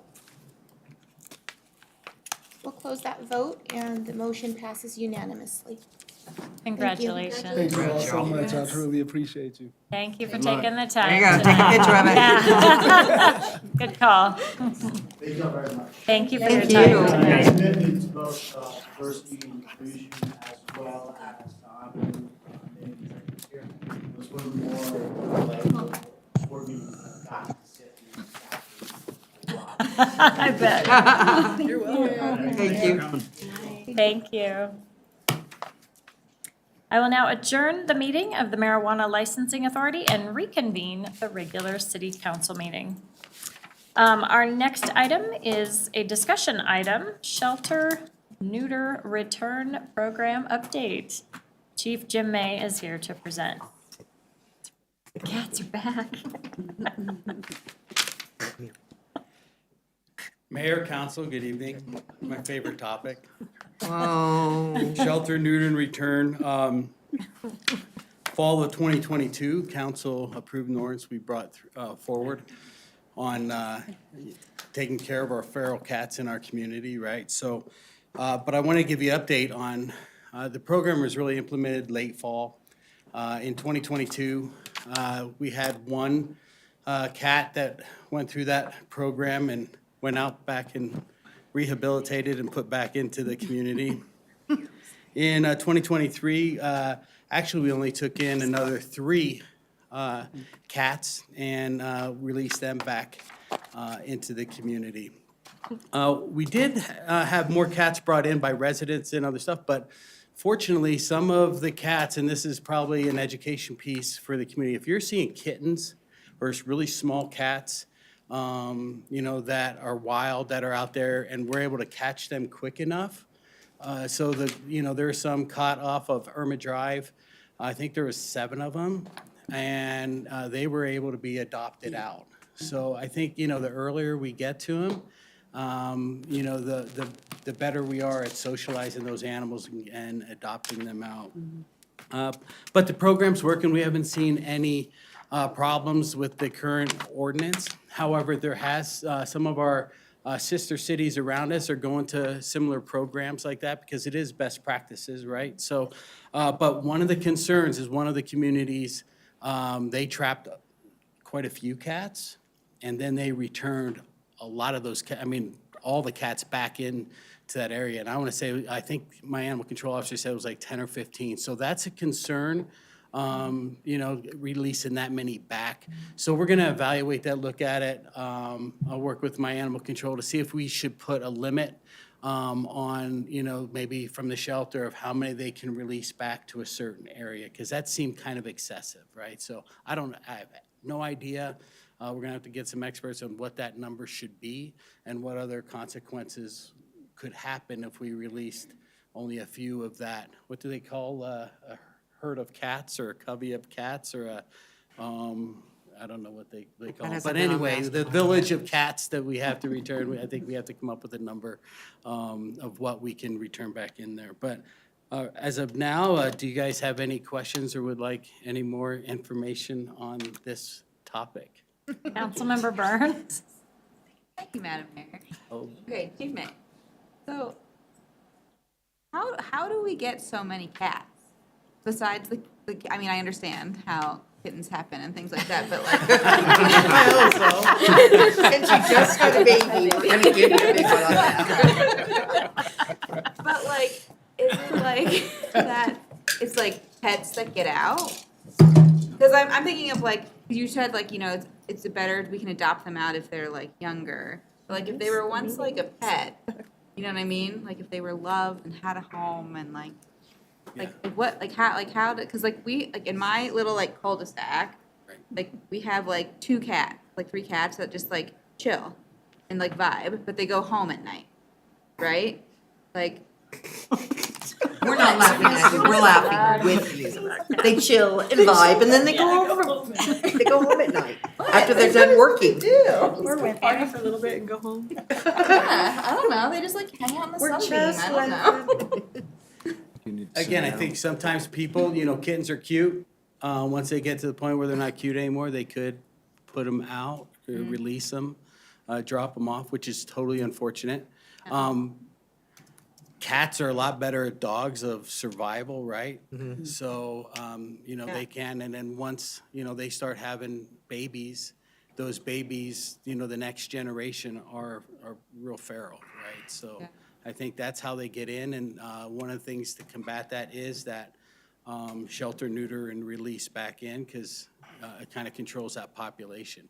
But that's another good topic, education. If you do have a house cat, keep it as a house cat, right? Keep it inside, because it is illegal for a house cat to be, you know, astray and running around the neighborhood. Then there are none in my neighborhood, You're not gonna turn them in. no. Now Well, they keep the mice out of my garage, I'm okay. and the bunnies. But yeah, I mean, Bob Barker said it for years. I feel like we need to remember to stay and neuter our pets first and foremost. He- Councilmember Long. I have to make this statement, and it's a terrible confession to have to make, but I'm an amateur birder. That's the guy that likes birds and likes to put out food for them, everything else. And I have found more dead baby birds than I've ever this last year. We've got feral cats running up and down our, and I know there might be somebody's pet, but I don't know quite what to do about that. And Well, we still have the program where if you trap, you know, the cats and everything else, you can take them to the shelter. like a live Yep. trap? Yep, live, yeah. Yes, please, a live trap. And then you can take them to, you know, the shelter. The other thing in our ordinance that you guys made very clear too, and that helps the residents where they could be people that really enjoy their birds or something else, where they don't want those cats on their property because it does harass their rabbits or what, you know, chickens or whatever that may be. So they do have recourse in that ordinance as written, that they can have that cat trapped, but it doesn't have to be released back to that area. So that's an option. If you don't want the cat in your area, it can be removed from that area. What, put them in, take a trip with them someplace and let them go? You take them to the shelter. The shelter, Yeah, okay. you know, you can drop them off at the shelter. And again, the shelter has done an excellent job on placing these cats. A lot of times ranchers and farmers will take them make them barn cats. Or if they can rehabilitate them. Like, again, if you see small cats out there, please, the quicker we catch them, the better off they are of getting adopted out and become house cats. So. Councilmember Condo. Thank you, Madam Mayor. So I'm curious, of these 3 or 4 cats, the distribution, is it a particular ward, or they've come from all throughout? You know, I the city? I didn't put in where they were re-released, and I guess I can send that information to you. I was just happy it was just four Yeah. cats, right? A lot of time was spent on this ordinance. And again, you guys heard it, you're probably tired of hearing me step up here and talk about it. But I'm hoping, you know, I'm coming to the end of talking about cats. So follow on, how has that solved our rat problem? No, I'm just kidding. You know what, I haven't heard, you know, lately I haven't heard too many complaints about our brown rat problem that we have Knock on in wood. the city, so. Well, for the other council members who weren't present, it was a long night where we talked about rats. And then we Rats talked and about cats, yeah. It was a Seussical moment. Musical moment. Councilmember Goff? Thank you. I guess, well, the only suggestion or question or concern, however you want to think about it, whatever the situation with the 15 cats, I would assume that's extremely rare. So I mean, I don't even know if it, I mean, I would maybe try to find out if that's some more information about that before we try to make a limit. Yeah, and we will, because, you know, that was the only concern that our animal control had, was that happened in another community by our shelter. So we just want to make sure that we get all the facts for that, and then if we bring it back to you, but so far it hasn't been a problem. Yeah, I mean, it just, in my mind, I'm thinking, in order to get to the point where you have 15 cats, it's got to be some, maybe a remote area that people don't, you know, go to very often before they notice that many cats. And so then maybe it's okay to release them there because there's nothing there but, you know, I don't know, an abandoned structure. But, and you can't ever talk about cats too much, so. I'm the champion. Okay. Councilmember Byrne? Thanks, Madam Mayor. Sorry, I just want to call everyone's attention to the needs that our animal shelter has. Just a lot of things. Yeah. So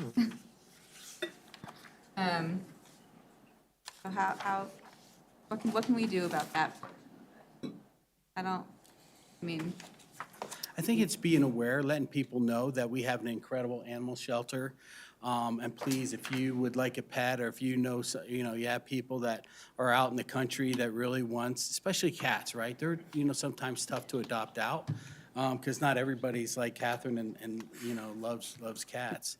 And also for our, dogs and everything else, they do a fantastic job. But so recently, our animal shelter, they were overloaded with cats, so they weren't taking cats in.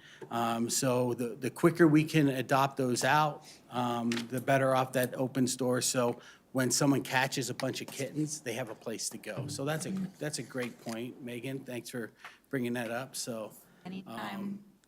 I have 2 rescue dogs myself, so dogs don't shop. and they get some great animals over there. So and when Michelle finds some that on the street and everything else, and if they go up for adoption, it seems like a lot of time officers go over there, because she brings them back and does that terrible thing of walks the dog around to meet everybody, and, someone has a liking to it, so if it comes up for adoption, they have their name on the list, so. And Joe walks out of the room when I talk about getting another dog or 2. Yeah, he just walks out. Not happy. All right, Thank well, you. thank you so much, have a great day. Thank you, Chief. All right, public invited to be heard. This is an opportunity for public comment. Statements are limited to 3 minutes per speaker. Comments must be related to an item previously addressed by council. Is there anyone in the audience that would like to speak to council at this time? Just check. Okay. All righty, I will entertain a motion to adjourn to executive session pursuant to Section 4.5D of the City of North Glen Home Rule Charter for legal consultation and advice regarding Bertha Ditch. So moved. Second. Please open the vote. The vote is open. Please vote.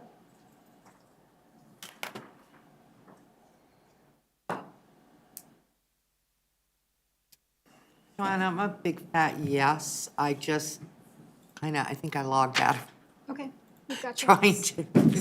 Alrighty, so I'll close that vote, and the motion to adjourn to executive session passes unanimously. We will adjourn to the executive session.